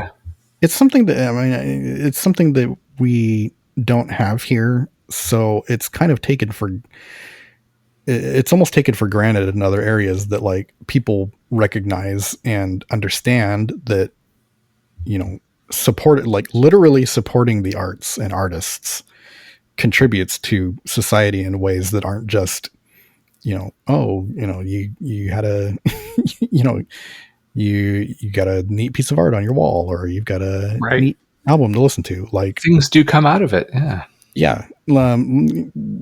British music becomes like a cultural force all around the world, thanks to, giving these teenagers and young adults at least a chance to enough to survive. Enough to survive and spend their time making music. Like, and who knows how much we've lost out on because we don't do that in America. Yeah. Well, now that someday when the fighting stops thoroughly. Yeah. So June 1984 specifically, on June 4th, Bruce Springsteen releases Born in the USA, which will become his biggest commercial success, sells over 30 million copies, and is still disappointing conservatives to this day when they bothered to look at the lyrics. On June 6th, the very first version of Tetris debuts in the Soviet Union, developed by Alexei Pajitnov. On June 8th, both on the very same day, Ghostbusters and Gremlins 1 come out. Oh, did you see they announced Gremlins 3 today? I did. I saw they announced Gremlins 3. I saw Spielberg is involved as a producer. Chris Columbus is involved as a director. And Joe Dante said, fuck that, and wants nothing to do with it for some reason. Oh, hey, 3 ain't bad. On June 15th, Alan Thicke's TV talk show Thick of the Night premieres. It is soon to be forgotten by all, with the exception of comedian Gilbert Gottfried, who never ever passed up an opportunity to talk about that show because he was on it, and then also sing its theme song. And I believe I've got a clip here of Gilbert Gottfried and Paul Schaefer taking a run at that. In the thick of the night. And you want to do a duet? Yeah. Mama, don't leave the light on. I'm on the road tonight. And we do the dueling Canadian accents. And then there was the bridge. Everyone needs a dream to hold on. I'm gonna make it on my own. Running in the thick of the night. What did that have to do with a talk show, though? Yeah. Everyone needs a... Any excuse I have to put Gilbert Gottfried audio on the pod, I'm gonna do it. Definitely agreed. I mean, all-time cultural hero for me, and yeah, I had never heard of this show or the theme until tonight when nobody did. I wanted to look up, like, okay, what is this actually supposed to sound like? And, this is an actual like product of the 80s song that exists. Pretty much when you Google Thick of the Night, the number one thing that comes up is like the 50 different times that Gilbert Gottfried talks about being on this show. He talks about they had some bit where he's like a guy who lives in the rafters of the show, and they would just cut to him and like try it. But he was like, but they wouldn't give me any scripts or anything. I was just supposed to improv as like some guy who lives in the rafters of the Thick of the Night TV talk show, and it like never went well. That's awesome. Yeah. Great stuff. June 22nd of this year, Glastonbury Festival features the Smiths. Weather report. So now I've got. Did they make it, or was he too tired? Yeah. I was gonna say I've got Gilbert Gottfried on the mind. I just said weather report. June Baez, Fela Kuti, Dr. John, Billy Bragg, and the Staple Singers. Also on June 22nd, The Karate Kid is released in theaters. Ooh. Born this month, Nikki Glazer, comedian, Paul Dano, aka Eli Plainview, Brian Wilson, and aka Steven Spielberg's dad, who gets cucked by Seth Rogen in The Fabelmans. JJ Redick, NBA star. Aubrey Plaza, actress and all-around weirdo. And Khloe Kardashian, also born this month. So that Aubrey is Plaza. Love her. Yeah, yeah. That is love her in Legion. Oh yes, that's a really great turn. That's a really great role. Did you ever watch Agatha All Along? Yeah, she's great in that too. Yeah, and actually kind of a bummer. Because spoiler alert for Agatha All Along if you haven't seen that yet. So she plays Death, and in the Marvel comics, Thanos' whole thing that he's doing and like trying to eliminate like half of all life is because he's like literally in love with the personification of death in the comics, and like does that for her. And I'm like, kind of a bummer that they didn't. Right. You know, I mean, they kind of backed off that because it's kind of a wacky, weird turn to take. And if you're going to put in the personification of death as a character, like, you know, why not go the extra mile? Yeah. I mean, some of us make dinner. Some of us write poetry or lyrics for the woman we're after. And some people just kill half of life in the universe. It's kind of beautiful in its own way. Everyone has their own love language. Exactly. Right. Some, women are from Mars and men are from Titan, I guess. Yeah. There you go. Well, as you all know by now, we aren't the kind to brag about our growing status in the kind of niche podcast market. But one of the perks now, after we became famous for breaking the news of there being a new Battles album, music insiders are now they're leaking to us and giving us breaking news. So as we become kind of trusted beacons of truth, as timing would have it, we were actually given an exclusive document from Paisley Park, Prince's home studio. And as much as we'd love to say that it's something exciting musically, what it is actually is a list of potential legacy sequels to the movie Purple Rain that had been proposed to Prince before his passing. So now realizing that the spiritual sequel is Graffiti Bridge from 1990, but it didn't go over very well. So these were kind of other projects they had on the boiler as well to kind of retcon think the Superman 4, Clerks 3, Coming 2, the number 2 America, Tron Ares, Jurassic World 12, or whatever we're up to, whatever you think about the kind of quality of the like legacy sequel series, you kind of can't deny it would have been nice to kind of see what's Morris Day, Apollonia, and the Kid up to, now. So it's our privilege to share with you some of the titles and ideas that are listed here. So, Healy, read one off for me. All right. Yeah, so this first one, looking at the plot description here, futuristic genre-shifting cyborg sent back in time to kill the Kid. But it isn't so easy, as the Jerome 800 series model runs distractions to get the Kid and Morris Day into Skynet headquarters to stop them. Okay, what I just read really doesn't make sense, or am I missing something? Yeah, well, anyways, it's Purple Rain 2, Judgment Day.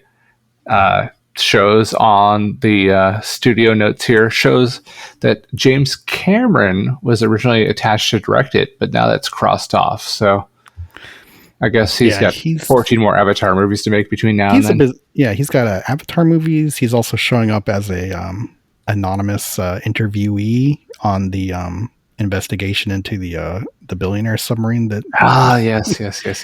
did I send you that they're like the FBI report or whatever on that accident they released transcriptions of people they had interviewed for like info on it. Yeah. And there's one, they're all supposed to be anonymous, and there's one that's there's one that starts off, it says what can you tell us about your expertise on deep sea submersibles? And the first line says, well, you're familiar with my film Titanic. Like, yeah, I can't. Who knows who this could be? You're obviously talking to Wayne Gretzky or yes, Professor Stallone. Yeah. So Purple Rain 2 Judgment Day. I can see how that I can see how that would work. I mean, yeah. Edward Furlong, Robert Patrick, they're kind of in the mix at the time, But let me read off the next one here. And yeah. I think this one sounds better. Okay, here we go. Starring Bill Murray and Andy McDowell, in a follow-up to their 1991 comedy classic Groundhog's Day. This time, the charming reporter and his now producer/wife travel to Lake Minnetonka for an annual music festival to see if the headlining band will see their shadow, signaling 6 more weeks of winter or an early spring. The title on this one is not so great. I don't know. I mean, we just did Purple Rain 2 Judgment Day. How bad could it be? Well, this one, it just says Morris Day. That's the title. I think the sauce here is that you have to say it as if you're saying Groundhog's Day. It's Morris Day. Happy Morris Day. Yeah, exactly. Yes, got it. It goes on here to say my the God. character Phil Connors is stuck in the same Morris Day concert over and over again until he can change and show love and appreciation for those he encounters over the fateful day. Yeah, I don't know. I kind of called a shot with that one, but I don't know. I still might take Terminator instead. I mean, agree to disagree, but I mean, I'd see them both. I do like kind of a double throwback. I do like kind of a double throwback there. I'm sure they've talked about legacy sequel to Groundhog's Day at some point here, right? Oh, I mean, I think, I made the joke probably ad nauseum, but I think for the legacy sequel, you just re-release the movie, right? And just say it's Groundhog's Day 2. There you go. That's not so bad. Yeah. Okay. So what do I got next? Let's see. Oh, wow. Okay. I wouldn't be surprised if this actually does get made. So this one is a proposal from Ryan Coogler and Michael B. Jordan for a movie in which a now retired Morris Day trains Prince's son as a frontman so he can win back his job as a late night band leader, a job now occupied by the cold, calculating musician that trained in the former Soviet Union, son of heavyweight titan Ivan Drago, and his adopted son as well of WWF Hall of Famer Harley Race. His name, RuPaul Drago Race Jr. Wow. Okay. That's a mouthful. Okay. Yeah. Michael B. Jordan as Morris, Lakeith Stanfield as Jerome, Brian Tyree Henry and Idris Elba in currently unnamed roles, and Sydney Sweeney and Ana de Armas as the daughters of Wendy and Lisa. Damn. Okay, right. So they got the cast of Atlanta and the two hottest chicks in movies right now. Got it. All right. So is this like a battle of the bands, or are they actually fighting? And who's playing Drag Race? I mean, all I see there's a note on the side with an arrow pointing to Drag Race. Yeah. Okay. Tyler Perry ? Mm-hmm. Okay. Okay. Yeah. I mean, if Medea worked, so why not? Yeah. Whew. Okay. Well, let this whole conversation be a reminder that legacy sequels are dumb and dangerous business. Oh boy. Okay. Let's see.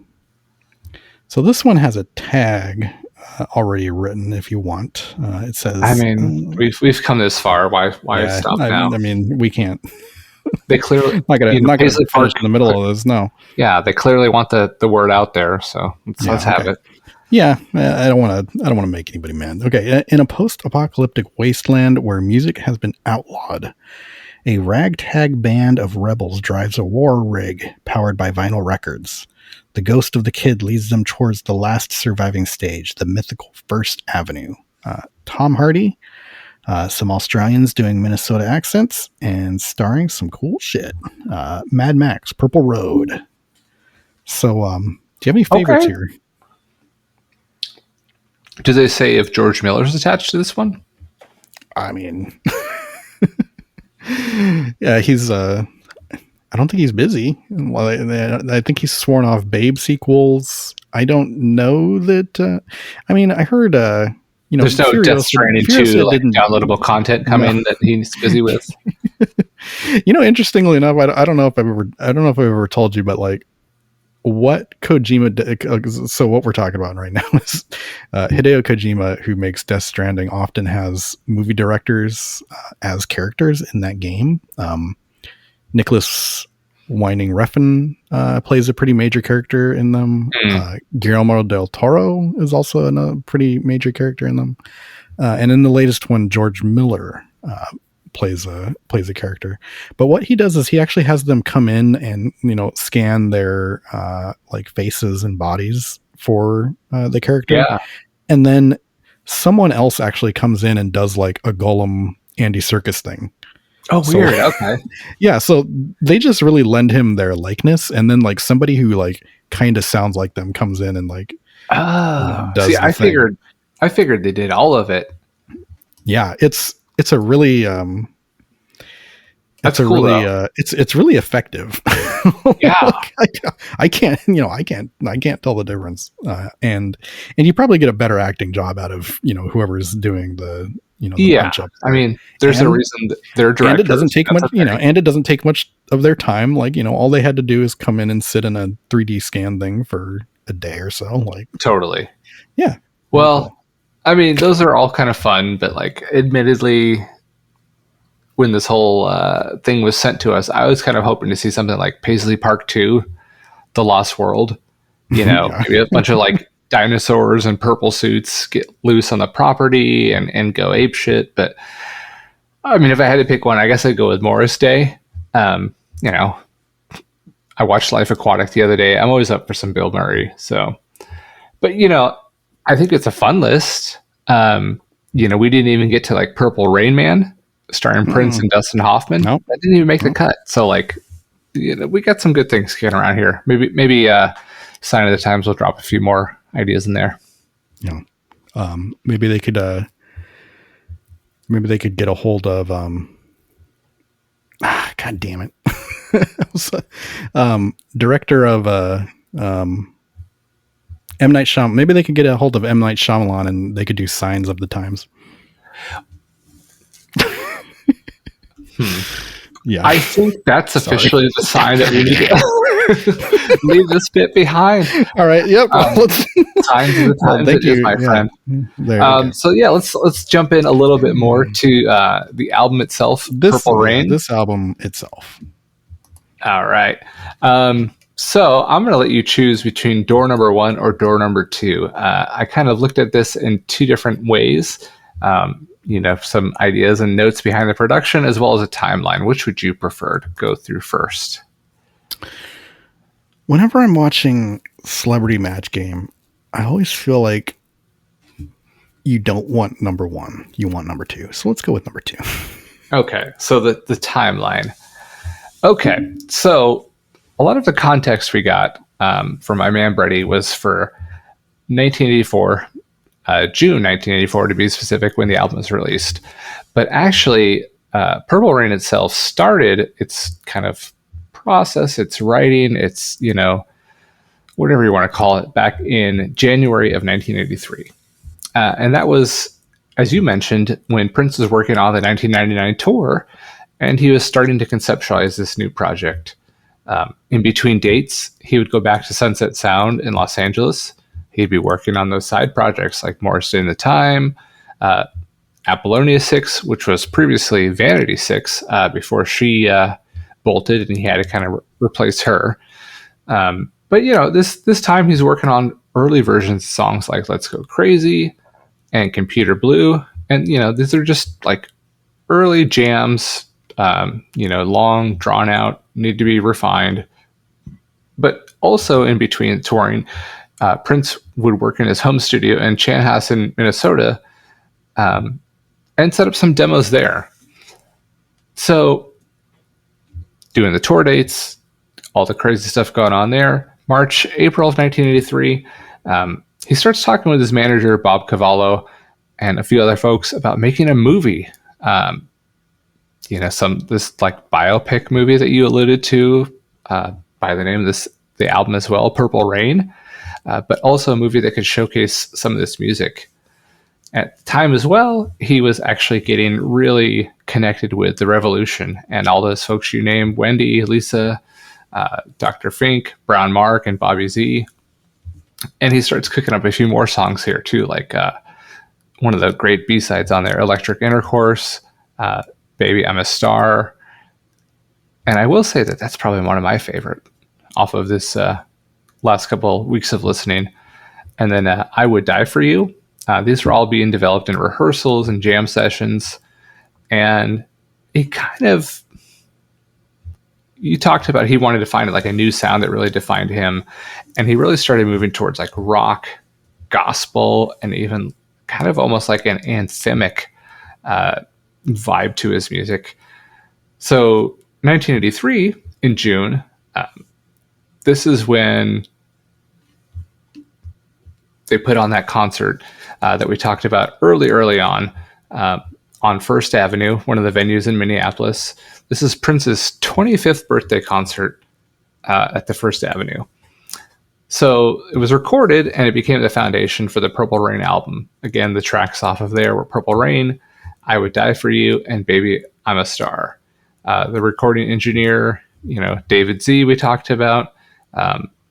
Prince would do a few overdubs and edits in the studio. And I guess, the cool thing is the audience was unaware they were witnessing like this landmark album in progress. So, there's probably, 1,000, 2,000 people out there that can say like, holy crap, I was at, that show where these songs were recorded, and not just, Prince in his studio like he liked to do. These were like recorded live and slapped on the album. So we flash forward to summer 1983. He's back at he's back at Sunset Sound.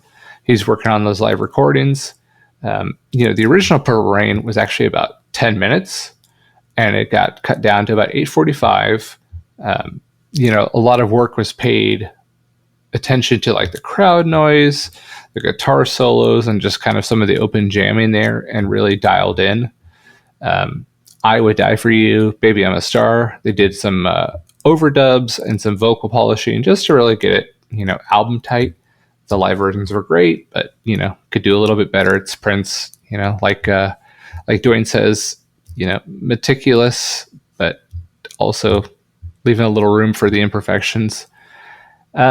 This is also when he recorded When Doves Cry, like by himself, no bass line, just guitar, that famous Lynn drum synthesizer sound that we've known come to love. That Prince, you listen to any song from this era, it's that machine that's making that sound. Let's Go Crazy, Computer Blue, really fine-tuned around this time. And he actually brought in the Revolution to record them, and it wasn't just himself. So a little bit more input, and kind of like you talked about, letting the band in for once and not just the Prince show, and I'll tell you guys what to play. And then during this time, there's a couple leftover tracks, really fine-tuned Electric Intercourse and Possessed. And those, I believe, are on the Super Deluxe edition, if you get the chance to listen. And there's so much good stuff on there. And one of the points we touch on, too, with Duane, is the idea that he's probably got a whole other album of, like, great songs that are not even, like, put out on Purple Rain. You can go with We Can Fuck, Electric Intercourse, Father Song, all these great numbers, and you're going to keep enjoying the tunes.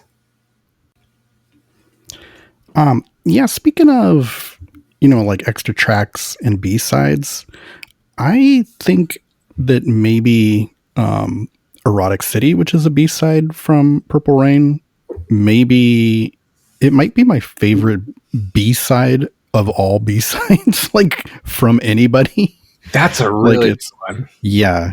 I mean, it's kind of showing a lot of the, once again, we talk about on this podcast a lot. It's showing a lot of Parliament love on its sleeve, but it's also clearly somebody who can recreate the magic and what makes, what makes like the really hit tracks from them go. Like he's kind of distilled it on that one.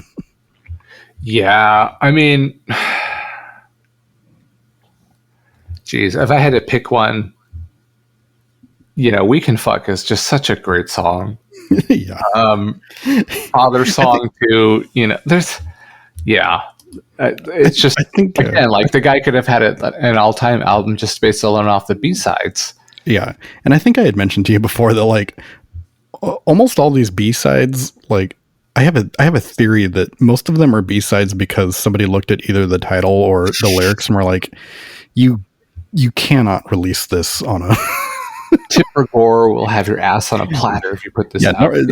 Number two, you cannot say this in a movie. Right. Exactly. Yeah. No, I think you might Tipper Gore's going to have my ass. Exactly. You're gonna have you're gonna have the Spinal Tap scene where he comes back and says, Walmart's not carrying the album because of the name of 3 different tracks. Well, they can shove it right down their throats. Yeah. So we move into late 1983. This is the time that the soundtrack itself was essentially completed for the movie.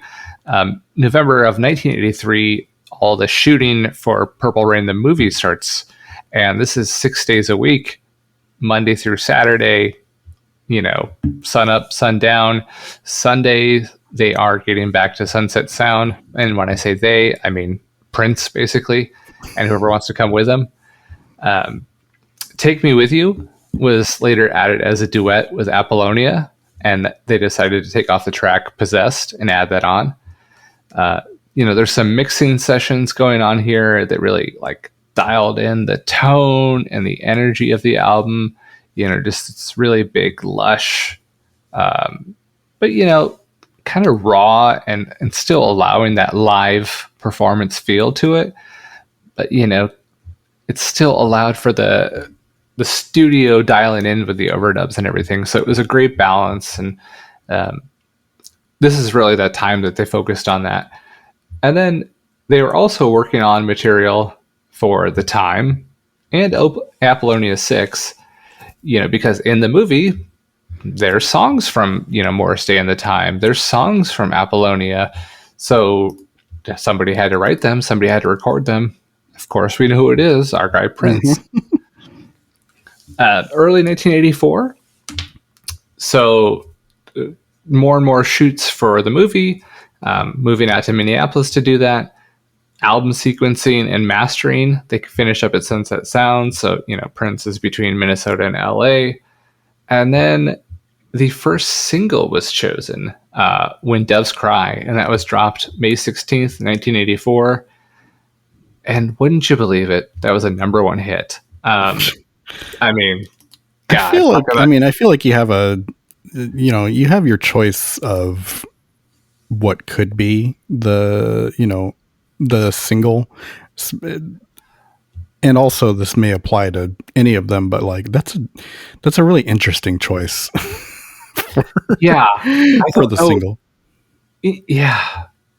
It's one of those ones you get it. It's got a groove. It's got a groove to it. It's got, it's very, very catchy, which is probably why they choose it. But it's got the lyrics are out there. Yeah, but it's got everything to span all genres too. It starts off with this cutting guitar solo. So obviously your rockers and your Eddie Van Halen fans are in.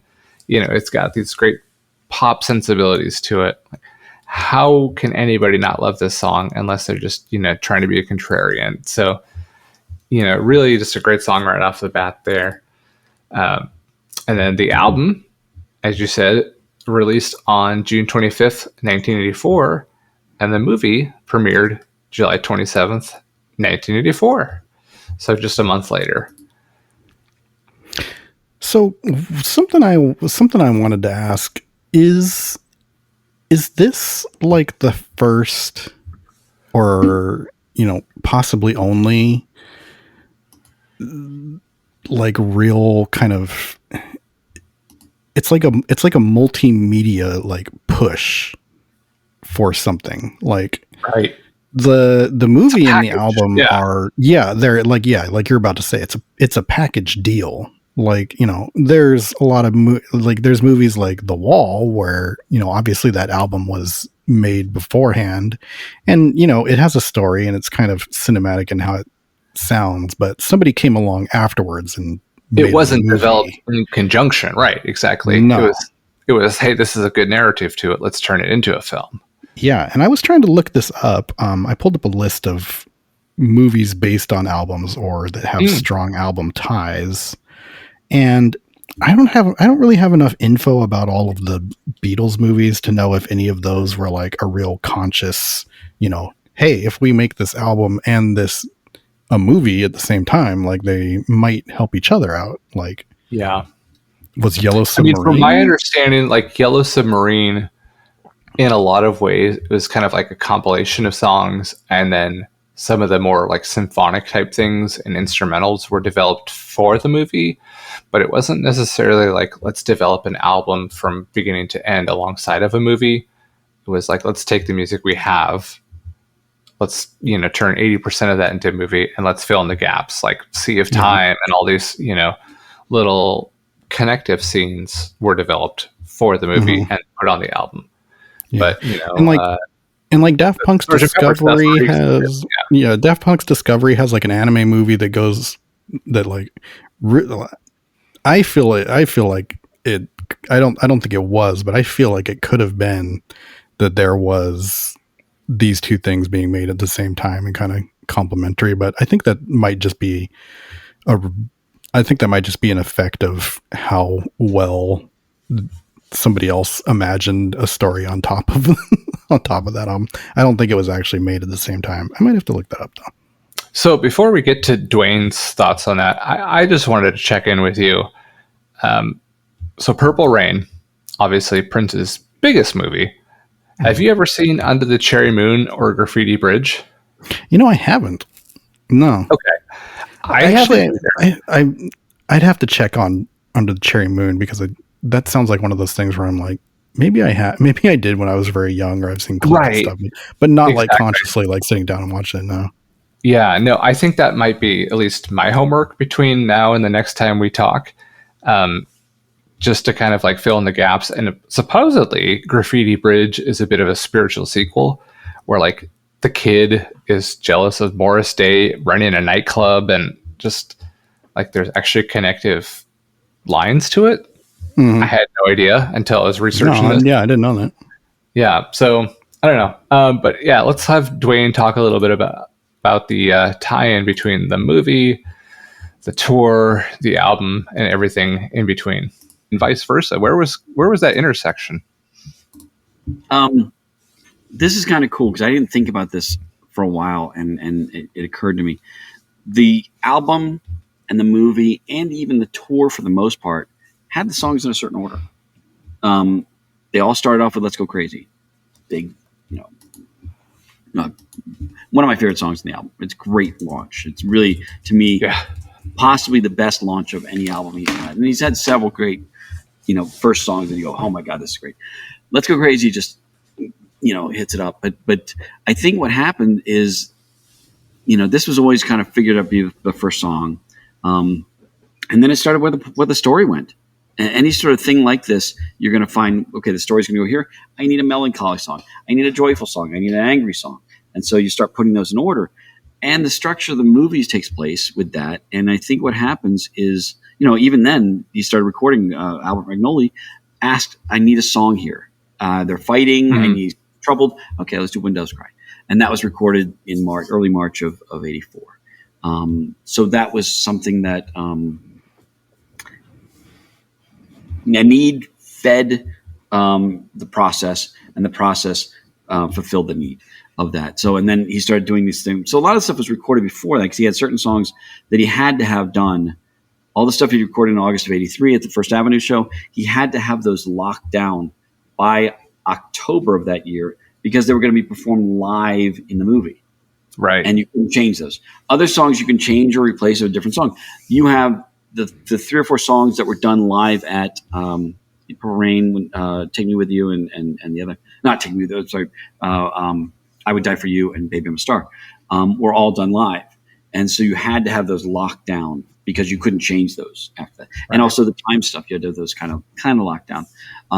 So when they're performing to the tracks that have been recorded. The rest can be manipulated and added to, subtracted to. And that's where that comes from. So the structure of the movie dictated the songs. Then the songs in the movie dictated the album. And with the minor change of having Purple Rain at the end, which is a great ending for the album, but in the movie it's earlier for the emotional impact. Then you go into Baby I'm a Star and that other one. And that part is it makes sense. When he did it in concert, you look and you'll see Let's Go Crazy, and it keeps going like this, and it ends with Purple Rain. So it's kind of like the concert, the live stuff. For the most part, I mean, it changed here and there. Songs were taken out. Take Me With You was not always done. but they kind of went in the same order. I mean, I think Beautiful Ones got shifted a little bit, but for the most part, it was kept in that order. And I think that's kind of the fun is he recognized that this is a good order for this stuff. Yeah. And even with the concert, he still expanded it some and put other songs, 1999 and other things in there. But he still recognized that this works. I'm not going to screw with this. Right. And also, like why exactly? It's kind of like Dark Side of the Moon in that sense. It makes me think of like, yes, of course I'm going to listen to one track if it pops on the radio, but if I put that whole thing on, I want to listen to it straight through as this, one well orchestrated, well thought out piece of music, not just little fragments. And how many times you got an album and you're used to this album, and then they get a greatest hits album, and you're used to that song having the next song after it, and you're ready for the next drum beat or whatever, and it's not. So I think to a certain extent, he recognized that the fans at that point were expecting this, and even said, I think in one interview where he's like, I lost it because they were expecting this. They were cheering at certain times. And after a while, I was like going, well, there's really not much I can do here. I'm going to have to change it up. And if you look, the next tour he did, I think the only song he did from Purple Rain was Purple Rain. I mean, he literally, when he did his next tour, everything got jettisoned. And he's like, been there, done that. Yep. Yeah. And you kind of almost have to do Purple Rain. But even then, he did a tour later that he didn't know anything from it. He did, he'd have standard ones he'd throw back on, but yeah, he didn't revisit a number of the songs for years. And, and good for him. Yeah, before we move too far off the topic, I have discovered one other film which had the album recording and writing at the same time as filming. All right. So let's see if I can. I'll read this description of the filming, and I want to see if you can guess what it is. Okay. Blank began filming in June and wrapped in August 1997. The film was to be set to the songs from Blank's second studio album, but no songs had been written when filming began. The band thus had to do all the songwriting and recording at the same time as they were filming Blank. August 97. Can you take a crack at this?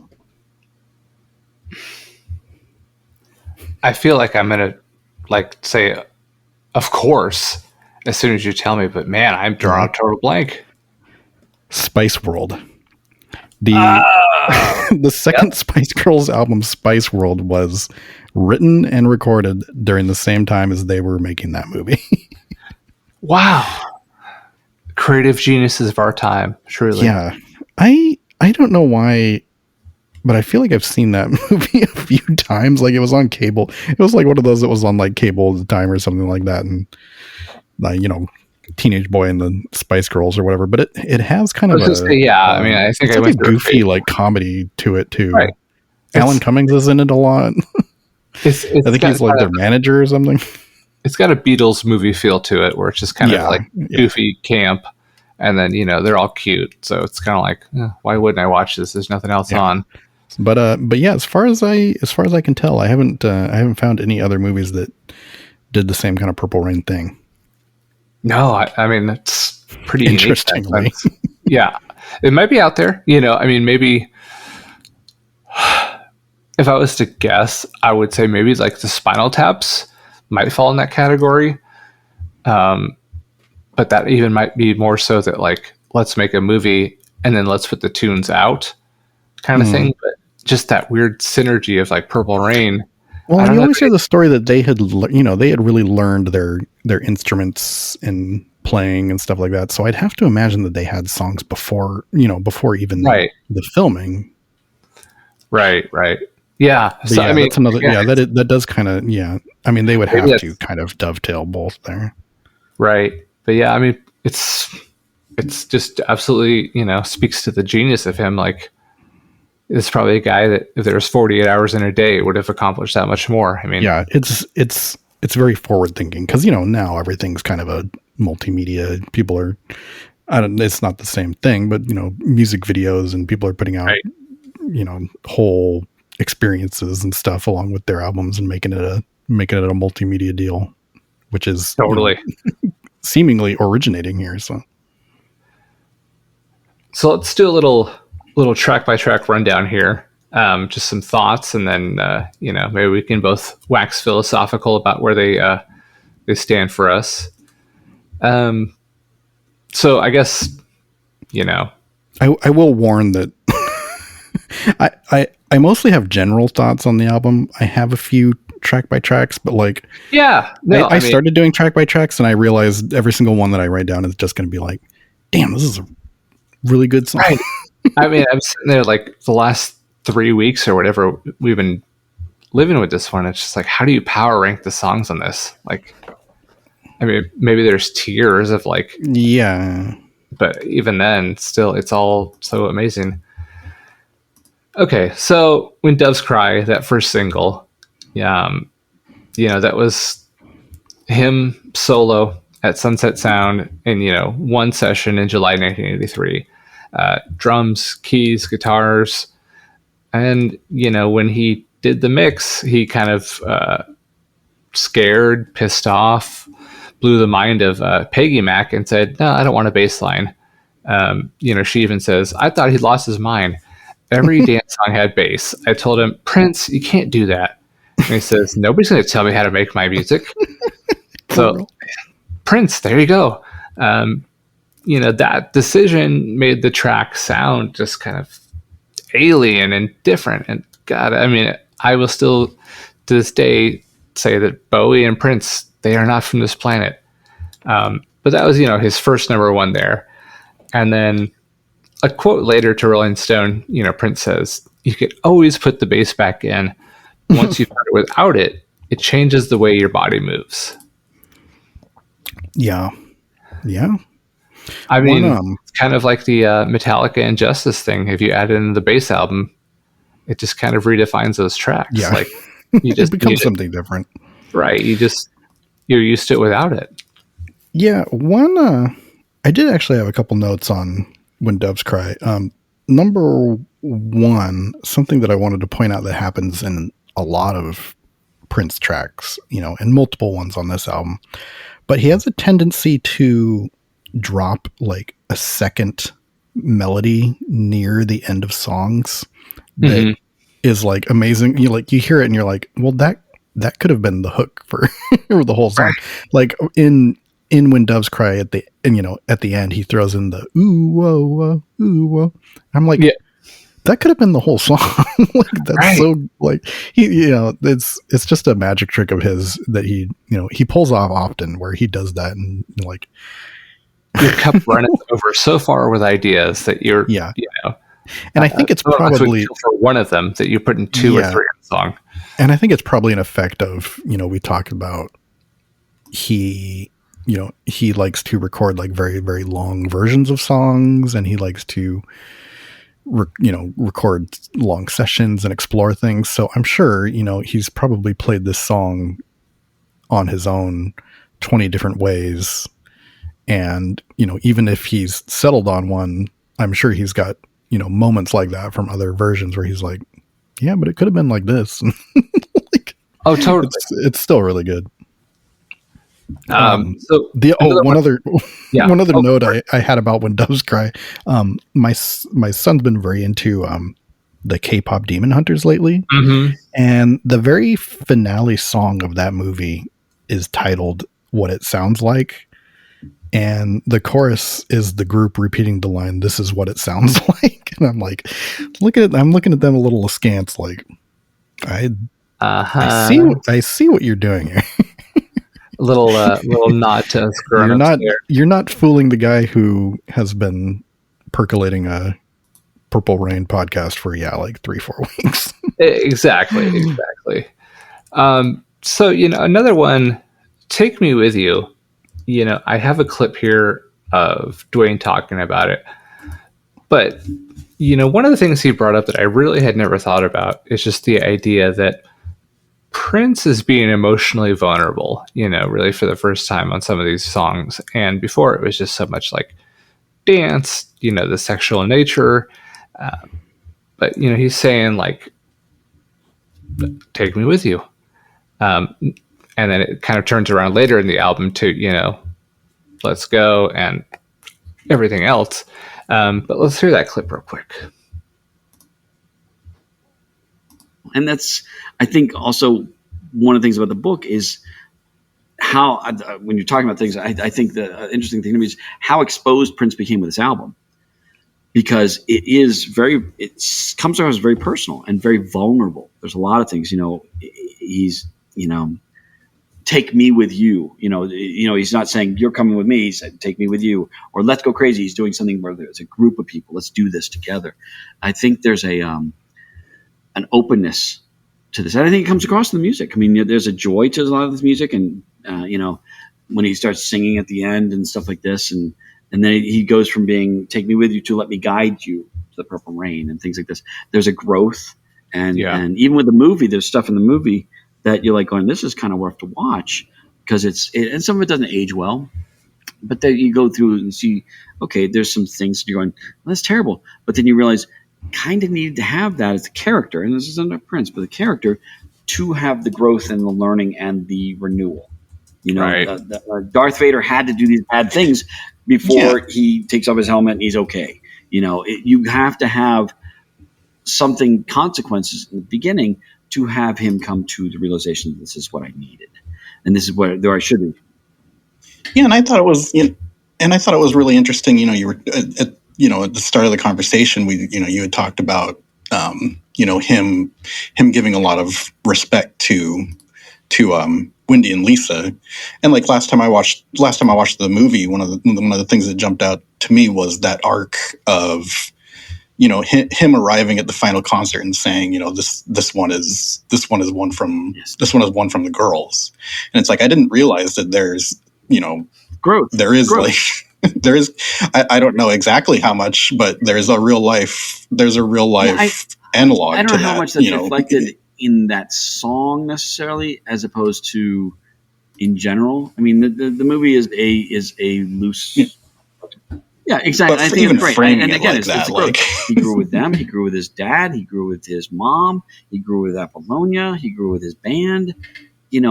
At the end, it's definitely a different guy than it was in the beginning. And I think the music is the path to getting there. There's some confusion in it at the end of the first side. There's this, what's going on here? You got a lot of he's sad when doves cry, but then there's a turn when he starts to go, you know what? I want to be that better person. I want to be the person that I can be. And I think that's part of the music is why we watch the movie. It's a series of music videos that, where they string together a little plot. And it's, the fact that this happened right around the time of MTV, it was custom made for that. You have all his music videos, the Time music videos for, their two songs. You have Apollonia's video now. All this stuff can be used to promote it. It was a very cleverly put together. Al Magnoli did a very clever job of finding a way to string these things together in an emotional way, but knowing that I need to let Prince be Prince in the stage and let him tell the story live. Because I still don't know what Darling Nikki fits in when it comes to that, because the lyrics don't mean anything. But you're sitting there going, yeah, the emotion of this is she gets hurt. And he's not singing about her, but he's singing about whatever.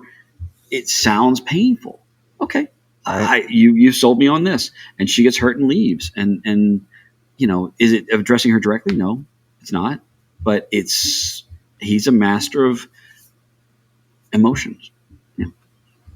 The feeling and the vibe of the song matches what he's trying. It matches what he's trying to do, even if not literally or textually. Again, you go back to Purple Rain. I don't know what Purple Rain means. I just know, God, I want that. I want that. Guide me to that Purple Rain. That's great. And when doves cry. I don't know what this means. Under a Cherry Moon, I have no idea what that means, but it is a way of just conveying something in a way with similes or metaphors or just the vibe. And I think he's so good at that. Just the words as an instrument. Exactly. Yeah, exactly. And the studio is an instrument, and everything about him is an instrument, whether it's, just tapping on things. He is music. He said that he is, and there's no denying it. There's nobody out there that did what he did. You got Paul McCartney could record his own album. He did that with his first album and stuff like this, but to successfully do this over your entire course, and you can go back and all this stuff, no matter who's with him, you still go, That's Prince. That's Prince. Right. That's Prince. Now that's Prince with a rapper. That's Prince with this. That's Prince with an all girl group. It's always he's always the mountain around this, and the rest is the thing that surrounds. It's I'm glad you played that clip because I wanted to say that it's extremely comforting to know that even the guy who's like living, breathing, eating, sleeping Prince the way that Duane does has no idea what these lyrics mean. I know that it's not just me, and it's confirmation that it's okay to not know what not know what animal strike curious poses is supposed to mean. Right. And okay. and yeah, like you've got permission to just the vibe melody with it, and it fits the music, and it doesn't matter. It's about the feel, the dance, the vibes, whatever word you want to choose. It's about the experience of it. So I think we're going to save this specific question for maybe a cold open. Maybe we'll do it next week. Let's go crazy. Is the greatest opening track on any album? I would have to think about that because there's definitely competition. There's a lot of competition, but like for the specific purpose of opening an album and not just being a really good first track, but like having an opening like the spoken word intro. It just might be. Yeah. I mean, I think it encapsulates sometime. Yeah, I think it brings in everything about the album and kind of almost into one song. It has the guitars, it has the synths, it has that gospel feel to it. It has the deep kind of crazy soul James Brown vibe to it, in the parts where he's just really letting loose. It's kind of got everything, and it does set the tone. It's almost a suite in itself. Yeah, and just talking about the sound itself, like the album is kind of, it's smack dab in the middle. It's like the poster child of that synthesized 80s sound, but it's also a little bit elevated. So it turns it into something else. Like Prince knows where to adjust or to add an effect to, like it's instantly recognizable as something that came out in 1984 and is using the same tools that a lot of people are playing with in 1984, but like he puts a lot more spin on it than you often hear. Like you had mentioned previously, you had mentioned the Lynn drum, like the 80s electronic drum sound that everybody knows. And one of the things that Duane mentions in our interview is that Prince is using this Lynn drum machine, and it's a piece of equipment that's actually so ubiquitous that like the creator Roger Lynn, he was being given a Grammy for like a lifetime. It was like a technical lifetime achievement award, and the first thing he does is like jokingly apologize and say like, I'm sorry for how overused this was. Like, it's not my fault. But one of the things that Prince does when using that electronic drum sound is that he peppers in recordings and samples of like either live drums or real drums here and there, or uses them alongside it. And like it just elevates it just that little bit to where, it's not the same thing that everybody's doing that year. Like it turns, decisions like that and some other decisions around the sound, like turn Purple Rain into something that sounds like its own little universe. Well, like even aside from having its own movie, like contributing to the feel and the vibe, like it really does sound like it's like alien almost. Right. It's almost kind of that cliche when we talk about guitars and guitarists. Like, yes, Keith Richards might have a signature guitar, but you give Keith Richards any guitar, it's going to sound like Keith Richards. And that's kind of how Prince was too. Like you can give him all these technologies that everybody else is using, all these effects, his guitar effects board is just a bunch of simple like $80 Boss effects that you and I could use for $40. Yeah, he famously didn't want to use anything else other than Boss. Right, exactly. Same with the Lynn drums. Like I use that, sculpting the sounds for this week, and it's kind of like, well, okay, this is Helio using them. Whatever, fine, big deal. But if Prince uses the same thing, it's like, holy shit, okay, you've come up with the sound of the 80s right here. So I mean, sometimes it's just in the hands of the user on that one. Yeah, and I think it was last episode that we were talking about Wendy Carlos and the Moog synthesizer, and the idea of somebody kind of taking like a misunderstood musical tool or an instrument and saying like, well, yes, if you play it that way, it might sound bad, but in the hands of somebody like Prince, who, right. He knows his instruments inside and out, and he knows all kinds of different instruments, and he knows what, it gives him another superpower of knowing how and when to use certain things. Like, it become like even all those 80s sounds that everybody else are using, they become a lot less soulless when he's deploying them. Totally. And he's got that extra instrument to go through afterwards too, of the studio, where he can really give it that extra character and make it his own. Yeah. So the next track on here, Beautiful Ones, this is widely believed to be written and recorded all by him. And it's about his breakup with Vanity. And Vanity later went on to marry Nikki Sixx, but she was also the leader of Vanity Sixx, which became Apollonia Sixx, because Vanity was supposed to star in Purple Rain, but she quit the project weeks before filming. So kind of a little, breakup song, a little bit of getting the feels out. And, from all the kind of eyewitness accounts, of which, like we talked about, not a huge group to see Prince recording. But during the sessions, he was even crying and weeping, in between his own vocal takes, because it was so personal to him and so raw and so fresh. So, definitely, again, like Duane talked about, putting his emotions, on the album and not just, writing catchy tunes. Peggy Mac says he was screaming that name, crying between takes. It wasn't performance. I mean, it was personal pain on tape. It's on the track for sure. Yep, exactly. Yeah. And Prince later went on to tell the LA Times, you always write about what hurts. That's where the truth is. So, again, like, I don't think there's any denying what it's about and who it's for. Yeah. Yeah. This time around,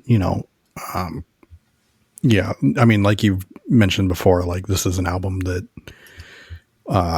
has just existed for my whole life and has been, appreciated by like the adults around me as something classic and something, really good that can be played all the time. And, just culture in general has kept it alive and recognizes it as a classic. But like this time around, when I was playing it and listened to it, I think Beautiful Ones is the one track that like really got me this time.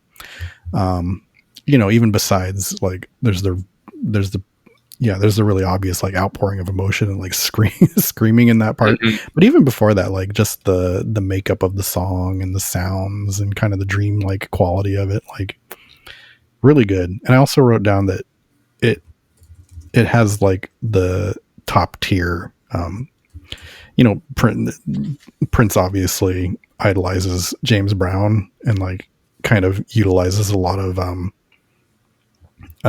James Brown-esque kind of exclamations in the middle of songs. This one has like a top tier Prince, like, whoo! I'm not doing it any justice, but yeah, like it's in there. Like, no, it's with all the singles and like all-time hits that are on here, it's almost like this one flies under the radar and it's a bit underrated, just in terms of like its love that it gets. But an incredible song in its own right. Looking down the list, next one on here, I don't know if I can call a favorite yet. I don't know. Computer Blue. And this one, frisky little song. Originally, we talked about this is one of the songs that he was working out back in like 83 when he was starting the idea. So this is like a 14-minute jam with Wendy and Lisa really just cooking on this one, doing a lot of avant-garde instrumental sounds, key changes, and like dialogue improvisations and everything. This is very much Thomas Dolby, by the way, of Prince. Mm-hmm. Like you can tell he was hearing some of that. He was hearing some of that stuff and being like, Peter Gabriel. Totally. I want to give that a shot. Yeah, I wouldn't say that's my favorite track on the album, and it's it's one that's a little more dated to its time, but I mean, it is still one of the tracks on Purple Rain. Like it's a lot better than most. For me, when it goes out of like the Wendy, yes, Lisa, when it goes out of the dialogue and it just hits that first like moving bar with the little Prince scream in there, like it's just it's kind of like a suite. Like it goes through different parts. Like I think maybe the second or third part, kind of near the end of it, is maybe my more preferred mode of it. But in the movie, it's the part 2 where he stumbles upon his dad playing kind of his jazz chords on the piano and everything like that. So he really works that into the song. And it's definitely like a different take. Like, this could almost be a song in of itself. But if you want to hear the original version of this, on the Purple Rain Deluxe that was issued in 2017, there's a track on there called Hallway Speech. It's about 12 and a half minutes. That's all the original kind of takes of these. And it still has the core of it going on, but definitely a different feel to it. And then there's a quote here from Lisa. It says, "We thought we were making a rock symphony. It turned into this monster track." And then he just sliced it up until it fit into his vision.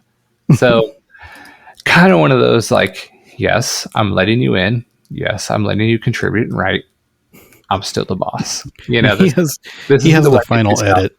Exactly. So just a reminder, guys. Yeah. So moving down the list, Darling Nikki. This is just a nice, good, clean Christian track with no of course, sexual undertones. Yeah.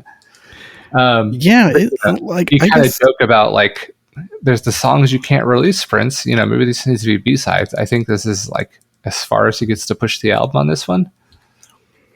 Yeah, I feel like there was a long time in my, I think there was a long stretch in my life where I had, as a youngster, like I had the album, but like the movie was still just something that like my parents would put on every once in a while.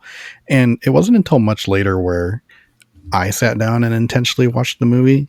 And it's a really interesting change of context when you watch the movie and you know that, that like,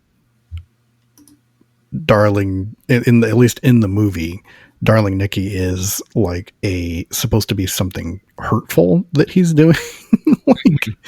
like there's I don't know that it comes across just in the track by itself, which I think in the times where I was just considering the track by itself, it sounds a little joyful. Right. But then when you add like the context of the movie, like, oh, there's supposed to be like an anger behind it's a little bit of I think the phrase would be like slut shaming to it.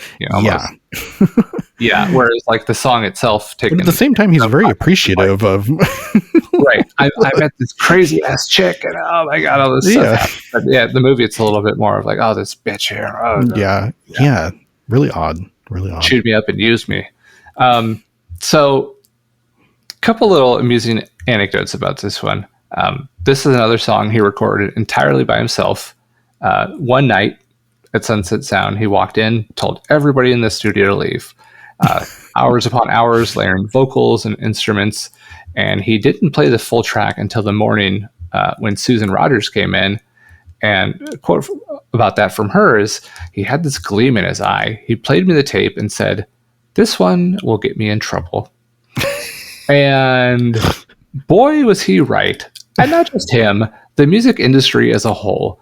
Because this is the song that Tipper Gore heard when her daughter bought Purple Rain and decided that, we need warning labels on albums.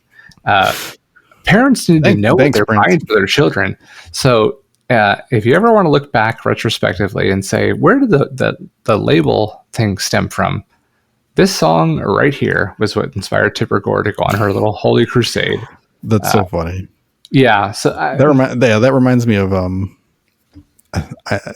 pretty sure it was during the Trump 1 administration, but like there was like a week or so very clearly where he was getting like, he was talking a lot about like trying to shut down like vaping or something like that.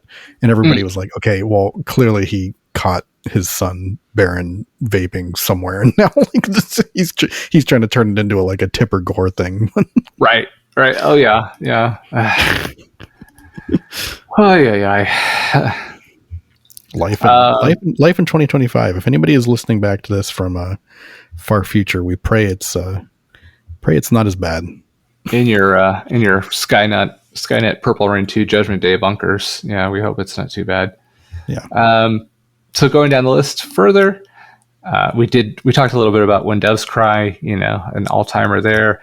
I Would Die For You, another great song. God. It's a great dance song. It just got such a great beat to it. It's got this like disco funk type thing. You feel good hearing it. Yeah, and then that's another one that's like very James Brownsy. Like that sounds like James Brown got a hold of techno. And I would say too, this is like the brain damage eclipse moment of the album, where like the connection between this and the next track is just like absolutely flawless, and that's going into Baby I'm a Star, which is a song that I think is really written for like the narrative sake of the movie, talking about like, the moment he breaks big, the moment Purple Rain gets played, they play Purple Rain. Even Morris Day has no choice but to say, man, that was killer. The club owner is just like blown away. But now it's kind of like the celebration track. And I don't know, for me, this is the one I hear, Baby I'm a Star. And it's like, this is the Prince sound that I knew, that I first connected with, almost like it reminds me of like the Batman soundtrack, of just that like constant driving, hard 4/4 funky beat and everything. And I'm so mad the Batman soundtrack is not on the enemy list rather than I mean, it might almost be worth its own little deep dive, just because there's so much going on with it. I mean, I would love to learn more about that, and I'm hoping Duane really does commit some time to writing about that, because like I can't imagine, like, again, I think there's a picture out there, and I think we used it as one of our first promo pictures for the show, with like Prince, Jack Nicholson, and all these people walking into the LA Forum for a Lakers game, and it's just like, can you imagine the fucking time that was going on then, working on Batman, like Prince stopping by, hey, I got this song for the movie. This is where the Joker goes through a museum, like messing up paintings. Like, yeah. Okay. That's party, man. Yeah. I think I had to hold my tongue a little bit, because when Duane was talking about, his next project, I think he said it might possibly go up to 1990. And for me, like the one like real personal Prince album that was kind of the one that was like, I don't know, it like obviously my parents were like buying albums of his, but I'm pretty they had bought Diamonds and Pearls, which comes out in 1991. So like, it's probably not going to be covered by, unless Duane keeps going, like that part's not going to be covered by Duane, but like that's, and we hope you will. Yeah, exactly. That's like my personal Prince album. Like for whatever reason that tape got tossed off and I caught it and I was like, whoa, like that was, besides the hits and the existence of Purple Rain, like that's the one that I got where I was like, oh, wait a minute. Like this guy's got more. And these aren't even songs that I'm hearing on the radio as like hit songs that just get played all the time or that people all acknowledge. Like, yeah, like the just the title track off Diamonds and Pearls is like one of my favorite songs of all time. And that's got Cream on it too, right? It does indeed. Yeah. And yeah. money don't matter tonight. And Get Off. And that's the one where the new power generation is getting into stuff. I think in one of the clips he played, Duane says, well, here's Prince doing this, and here's Prince with a rapper. And I remember hearing Duane say that, and I was like, he's talking about the new power generation right there. That's my Prince. Yeah, I mean, I think for me, Batman, the Michael Keaton one, was the first movie I saw in theaters. So, how many times I've watched that at home, it's always that scene that just connects with me.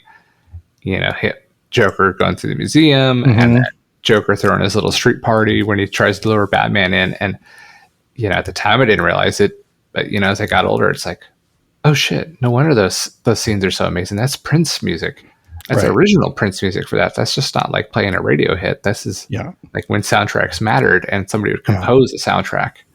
Yeah. If you ever want to, we talk a lot about the Prince in the studio, and one of the only clips I can remember off the top of my head of, a video of Prince doing like studio stuff.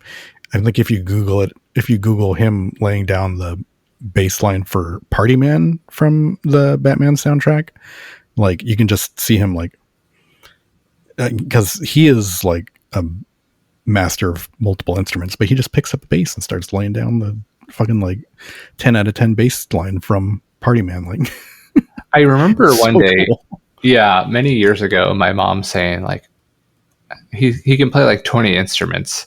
Yeah. And I was always kind of baffled by it. But then like the more and more I dig into it, it's like, only 20? I bet he could probably be 30 or 40. I'm sure. Yeah. Like give him a week on a brand new instrument, he'll figure it out. Like the guy was put on the planet to make music. So that's it, right? We're not missing any songs, no title tracks or anything like that. Yeah. I mean, what can you say about Purple Rain? I mean, that's exactly what I was about to say about Purple Rain. Was what can you say about Purple Rain? I mean, other than the one thing, and I think it was played, during one of the last Duane clip, but this time around, and rewatching the movie, like, and learning about the history and all that, like, it's kind of extra touching that the title song and the name of the album and just, the big track that it is, especially in the movie, is something where, there's that story arc of Wendy and Lisa being like, why won't you take our songs? Like, quit being a dictator. Or they don't even tell him, I'm sure this is part of his influence, but they're not even telling him not to be a dictator. They're just telling him like, we're trying to help you. Right. They're like, you can still take all the music we're creating and call it Prince, but like, at least take some of it. Like, we're giving you this tape. Yeah. Yeah. Give it a shot. And then like that's like one of the big emotional arcs of the movie is that he accepts their help. Right. But at the same time, there really is like a real life. Yeah. And there really is like a real life basis for that, because, he is also at the same time really doing that. So one thing I read that I thought was amazing, and I try and put myself in the shoes because we were playing music around this time, is that concert, that June concert where they recorded these songs live for the album. This is Wendy Melvin's first concert with them, and she was 19 years old, and she was the one strumming the chords on Purple Rain. Like, talk about hitting a high watermark in life. Early, a year prior, you and I were playing Club Impact and, getting our mics cut for doing Fuck the Police and all kinds of silly stuff like that. And here she is, 19 years old, writing, contributing to, and her first gig with this band is Like, oh yeah, you're doing the live cut of Purple Rain for the album Purple Rain in the movie Purple Rain. Like, Yeah. It's going to be hard to beat. And I think she was the one where she was.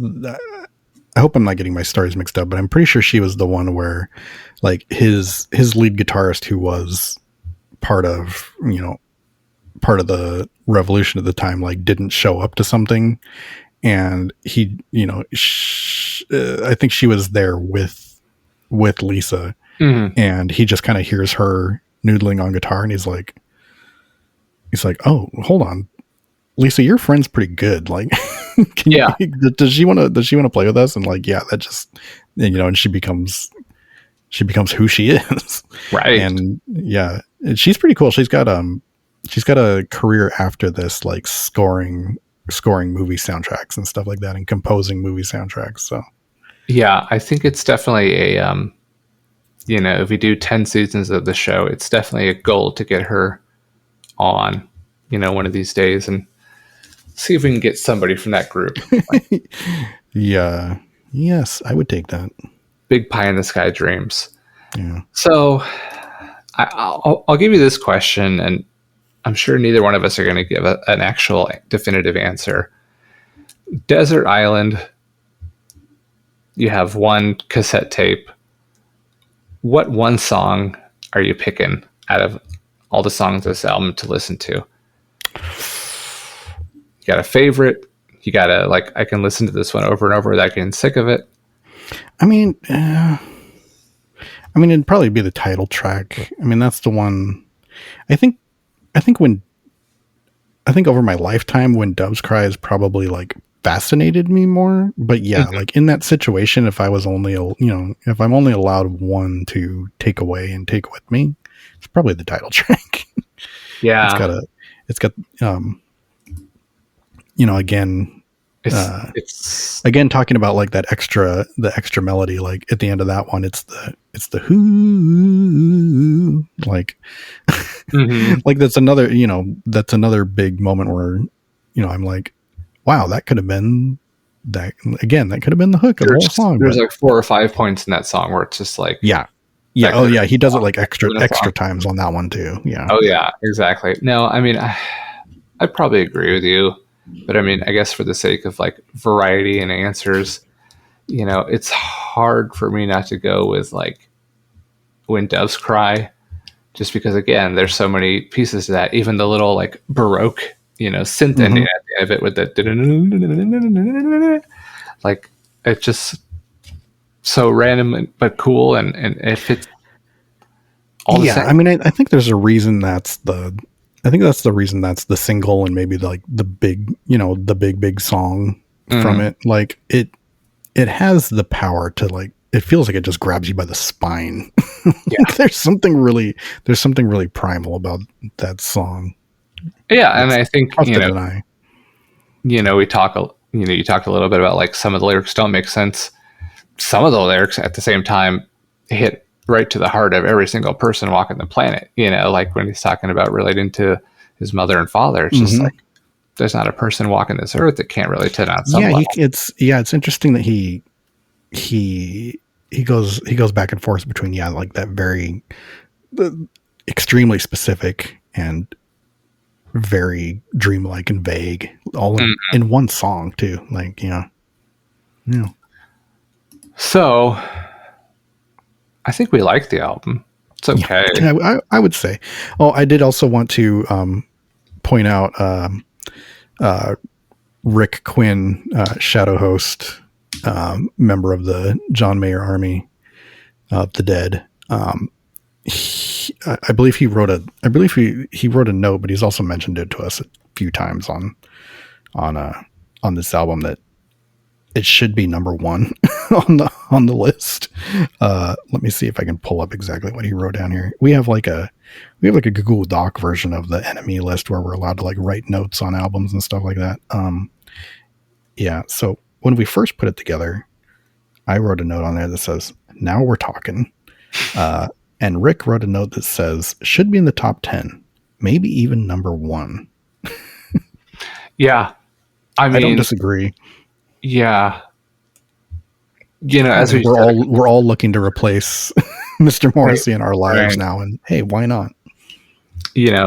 I think I've said it a number of times, is like adding so much context gives a different weight to a lot of these albums, but like, everything I've learned, this one, and continue to learn too. Like I'm not done diving in. As we go forward on albums, I'm still going to be learning about the Prince universe. I feel like the knowledge and lore of Purple Rain alone has kept me busy for 6 weeks. Yeah.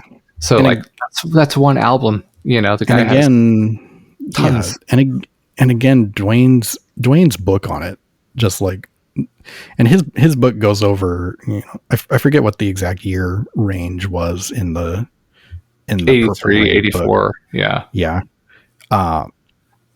Yeah. It's just, if you're interested in all in this album, or like, you enjoyed the bits and pieces that we've dropped in this episode, like that book is a universe unto itself to just to go through and study and learn about. It's super cool. Can't recommend it enough. Yeah. And I'll even, go the extra mile to say, like, you can give your money to Bezos, whatever, fine. But you could also go to Duane's website, and he will like sign and personalize a copy for you straight to your door. As he did for me, and it's kind of like one of my favorite pieces I have. Yeah, now. He also said, like, even if you're in like a region where it's like cost prohibitive to ship the book to you, he'll sign it was either like a book cover or a book plate or something. A plate, exactly. So you can slap it inside the book. So you can just order that from him and then like slap it in your own book. Yeah, but, it's one of the favorite pieces I have in my. He is well deserving of your money. Just the work. I mean, it's reflective of, or it kind of honors the workaholic nature of Prince himself. There's a funny story that's it's going to be on the fuller episode, but he talks about, women would meet up with Prince, and of course he has the reputation through his music of like party guy, like sexual, and like maybe somebody would hook up with Prince, but like immediately after, like he'd have you like in his studio sitting there for 6 hours while either he'd ask you to listen to this, or he'd be like, bye, like I'm in the next, like, like that's you can hang out, but I got something to do. It like there's like a TikTok or like short video, like meme or joke where it's the woman saying, like, he invited me over and this is what he's doing, and it's like some guy like playing it, he's like shredding on guitar. I believe the quote is he nutted in me ago, and now this. But it's funny because it's usually like it's almost like a container joke for like guys who are wanting to post their clips of them like shredding, but it's like a way to get people to click on it. Mm-hmm. There's one a guy I've been really enjoying his music and his videos, named Jordan.wave. Like, he has one where his girlfriend's saying, like, I'm never dating a jazz musician again. And he's like, he's got like Gran Turismo on the TV, and he's, playing, like, he's got a style that's kind of like jazz, like kind of jazz shreddy guitar. That's like exactly that kind of like Japanese racing game music. Nice. Yeah, same sort of thing. Love it. Well, before we move on and put a stamp on this one, any final thoughts on the album, the man, the movie? Well, once again, if you do want to see the movie and you haven't seen it yet, it's available on the Internet Archive, and also as a plus, it's available on the Internet Archive as somebody's VHS rip. Yes. Which is an awesome way to see the movie. It has a certain je ne sais quoi. Yeah, it's got something to it, and it's free. Because I don't believe it's like actually, streaming on any of the services or whatever. So, no, I'm lucky enough to have a copy of it on Fandango that I've watched a few times lately. But yeah, I don't think it's readily like just streaming on Prime or Netflix or anything like that. Yeah, no, I think I exhausted all the points I needed to get across. And also if you haven't checked out we've talked about it before, but if you haven't checked out the Prince Super Bowl halftime where he plays Purple Rain in the Rain, go watch that, and then also watch the NFL Films documentary where like the people who like put on the show talk about it too. Like, yeah. The only thing I would leave as a party note on this is that I think, and I think I've said this to you before, is that he is a criminally underrated guitar hero. I think because a lot of his music lands on pop charts, he maybe doesn't get the love he deserves. But listening to some of the parts in there on some of those songs, some of those solos, like he's right up there with Van Halen for me. Like he's absolutely unreal. And he did take that moment. I think we may have spoken about it before, but he did take that moment at speaking of the Rock and Roll Hall of Fame going on this weekend, one of the most famous Rock and Roll Hall of Fame moments, or maybe it wasn't that. Maybe it was, or maybe it was. It was the tribute to George Harrison. Yes. Okay, so it was a tribute to George Harrison at the Rock and Roll Hall of Fame. Yeah, where they got together. I believe Tom Petty was in there. Do you remember everybody else? I can pull it up real quick, but okay. Well, there was a number of really good guitar players who were trading off, soloing over "While My Guitar Gently Weeps." Yeah, so that version was done with Tom Petty, Steve Winwood, Danny Harrison, George's son, Jeff Lynne of Electric Light Orchestra. Jesus Christ! Yeah, and that was the 2004 actual Murderer's Row. Right. An actual Murderer's Row of guitar players. But yeah, if you go and watch that, the only thing anybody ever takes away from it is that Prince closes that out by like basically taking the moment to let everybody know, like, no, actually I am one of the best guitar players of all time. People may not know that or may have forgotten, but you're not going to anymore because I'm about to fucking burn this place down. Yep. I mean, you can see it on the faces of everybody there who's, everybody on stage who's with him. Like he blows them away. So check that out as well. He is Hendrix, Bowie, James Brown, and George Clinton, all in one. Like, yep. He's it. All rolled up in a 5'4". Yep. Johnny Quest bad guy look. Yeah. Exactly. That's our man. So I think obviously we've been listening to Prince. What else have you been listening to? Yeah. I mean, there's been a lot. Let me pull it up. I know I think over the interim, Health has dropped a few tracks from their upcoming album, Conflict DLC, coming in December. There's at least 2 tracks that have already been released on that where I'm like, these are my favorite Health tracks so far. Yeah. Yeah. Orville Peck had a new song come out that I quite enjoyed. You gave me a little bit ago, you gave me the Dixie Dregs as kind of a prog country outfit that I pop into now and then and really enjoy. The one other Prince release that is from around this time that I really get into is called Piano and a Microphone 1983. Yeah. Where it's literally just Prince, a piano and a microphone doing 34 straight minutes of, of just him playing live into a recording and just shredding it. Totally. I mean, it's, I can't believe I hadn't heard that one until a couple months ago when you sent it to me. And it's so good. Yeah. Besides that, it's just been like the upcoming albums we've got going on. Other stuff here and there. But yeah, like I mentioned, I fell back into the Blank Check podcast and like listened to all of their Steven Spielberg episodes. So once I had made sure I had my fill of basically like the next 2 albums we're doing, I was like, all right, I think I'm allowed to I think I'm allowed to stray a little bit here.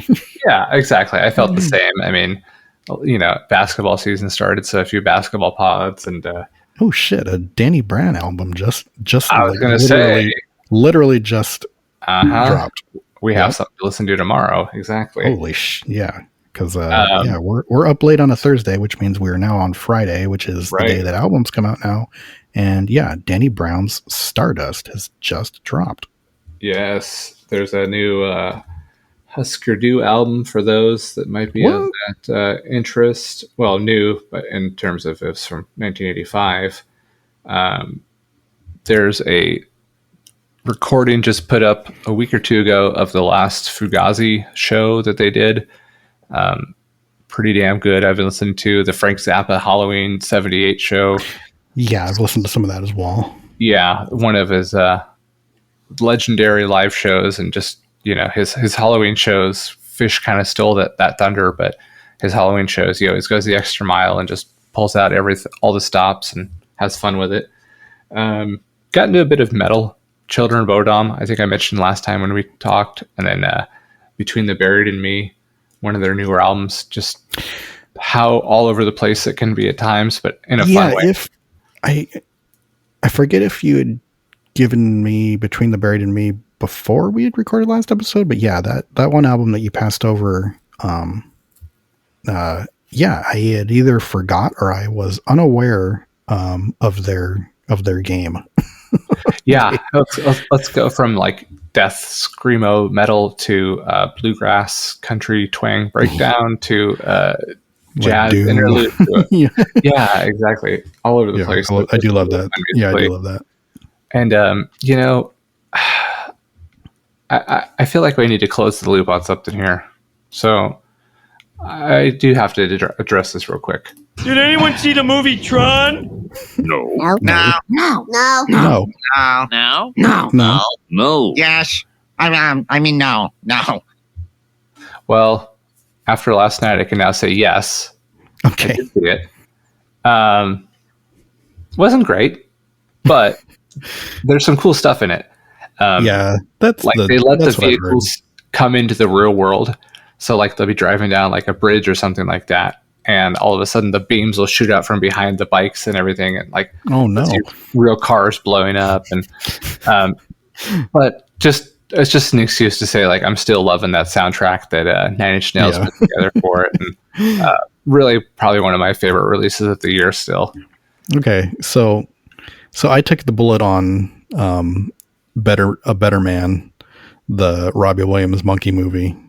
You took the bullet on Tron Ares, so since it's my turn next, I wonder I think we need to meet in the middle. What's the hot adjacent bad movie that I'm gonna have to wade into? I really hope it's not a bad movie, but I think we both need to simultaneously take the bullet on Spinal Tap 2, as we've alluded to.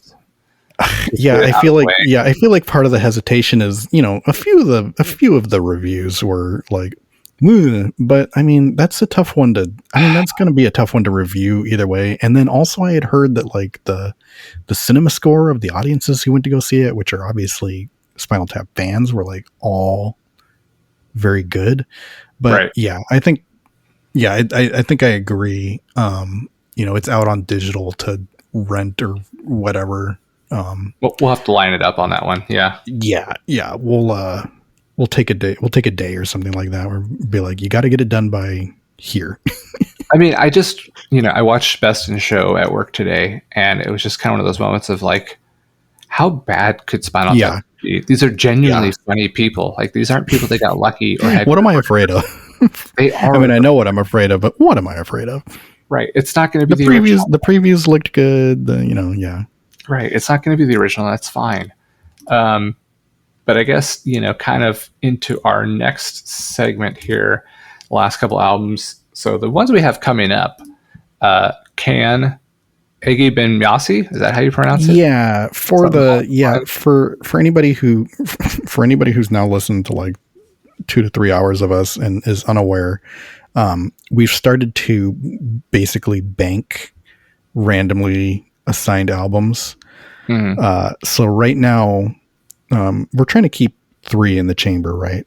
So we've emptied Purple Rain. We have Can's Ege Bum Yase, and then behind Can we have Primal Scream's Exterminator. Correct. So we are now due a roll to put somebody in the third seat. We're due a roll, but I'm going to call a birthday shot here. Oh, that's right.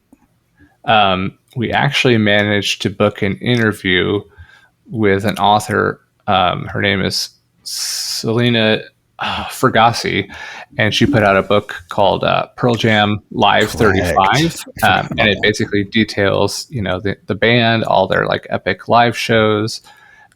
So the one Pearl Jam album on the list is 10.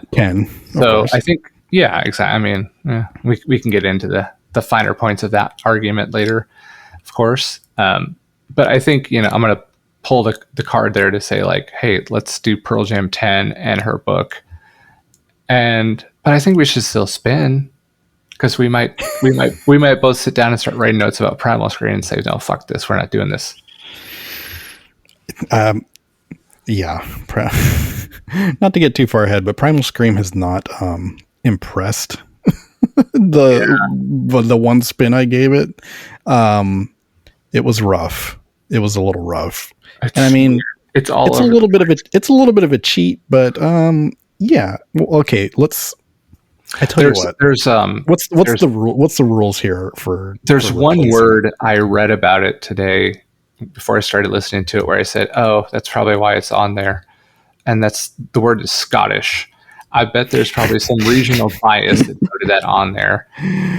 Yeah, I mean, they have a My Bloody Valentine member, and he's on this album, and like, again, not to spoil too much thoughts on it, but like the songs that are more rock and guitar oriented, you can tell where he contributes, and I like those songs.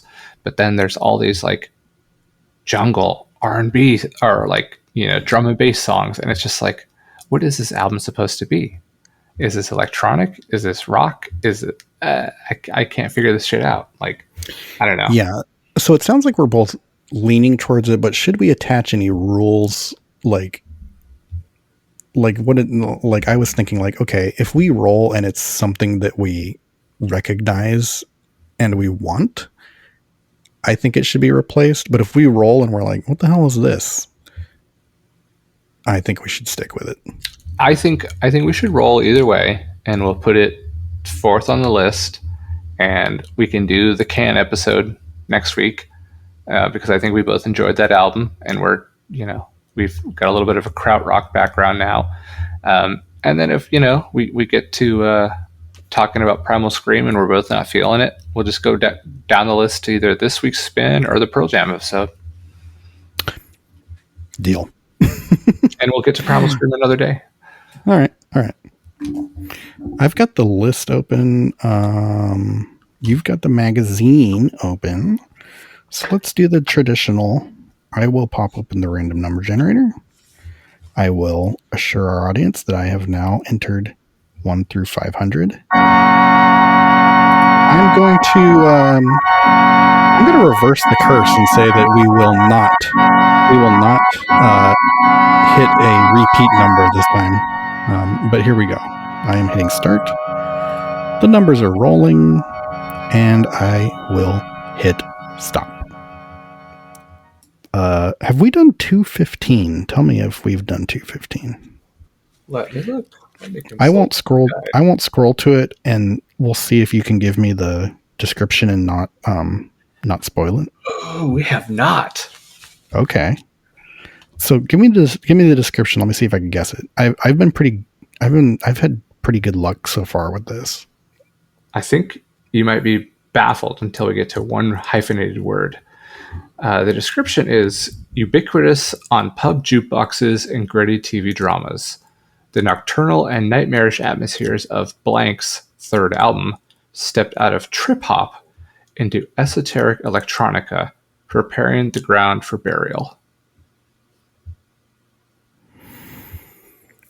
Is it Mezzanine by... Wow. I'm blanking, but clearly I've got it right. You still get a golf clap. Yeah, it is Mezzanine by Massive Attack. Absolutely. There we go. Massive Attack. Yeah, no, I know that one's good. That's a great album. And actually, it's not super far. It's not exactly like super far off the genre of, or the same kind of electronica based thing as Exterminator. So yeah. So we the further and further we get into this, the more we want to cheat. So right. I mean, we'll see. I mean, we're not picking stuff. I mean, besides Pearl Jam and the Prodigy. Yeah, but we've had good reasons. So yeah, exactly. Okay, that's cool. I'll throw that on. I'll listen to that and. Cans Eggy Bimyasi next time, possibly Amen. Primal Scream the time after that, or Massive Attack Mezzanine, and then Pearl Jam's 10. And I think that pretty much puts us up to the new year. Cool. Okay. Yeah, we got a plan. Nice. Can you play me out on some Thick of the Night? Thick of the Night. Just to say goodnight. To say the thick of the good night to everybody.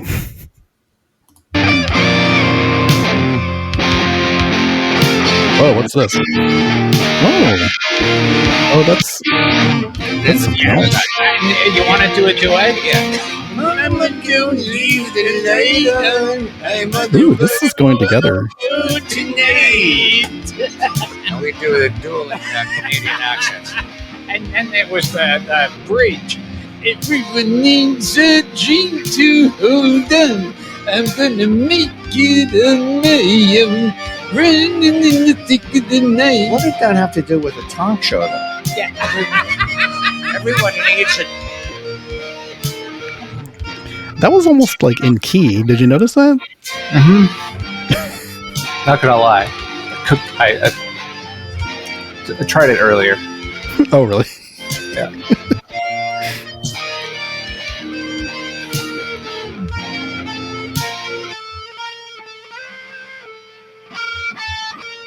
Running in the thick of the night. That's gonna. I tell you what. Keep in the thick of the night around as one of our repeated drops. Slot that one in next to Dupe for when I need cheering up after I hear Dupe. Yeah, or when we have to talk about Primal Scream. All right. Yeah. All right. Good night, everybody. Thanks. Good night, everybody.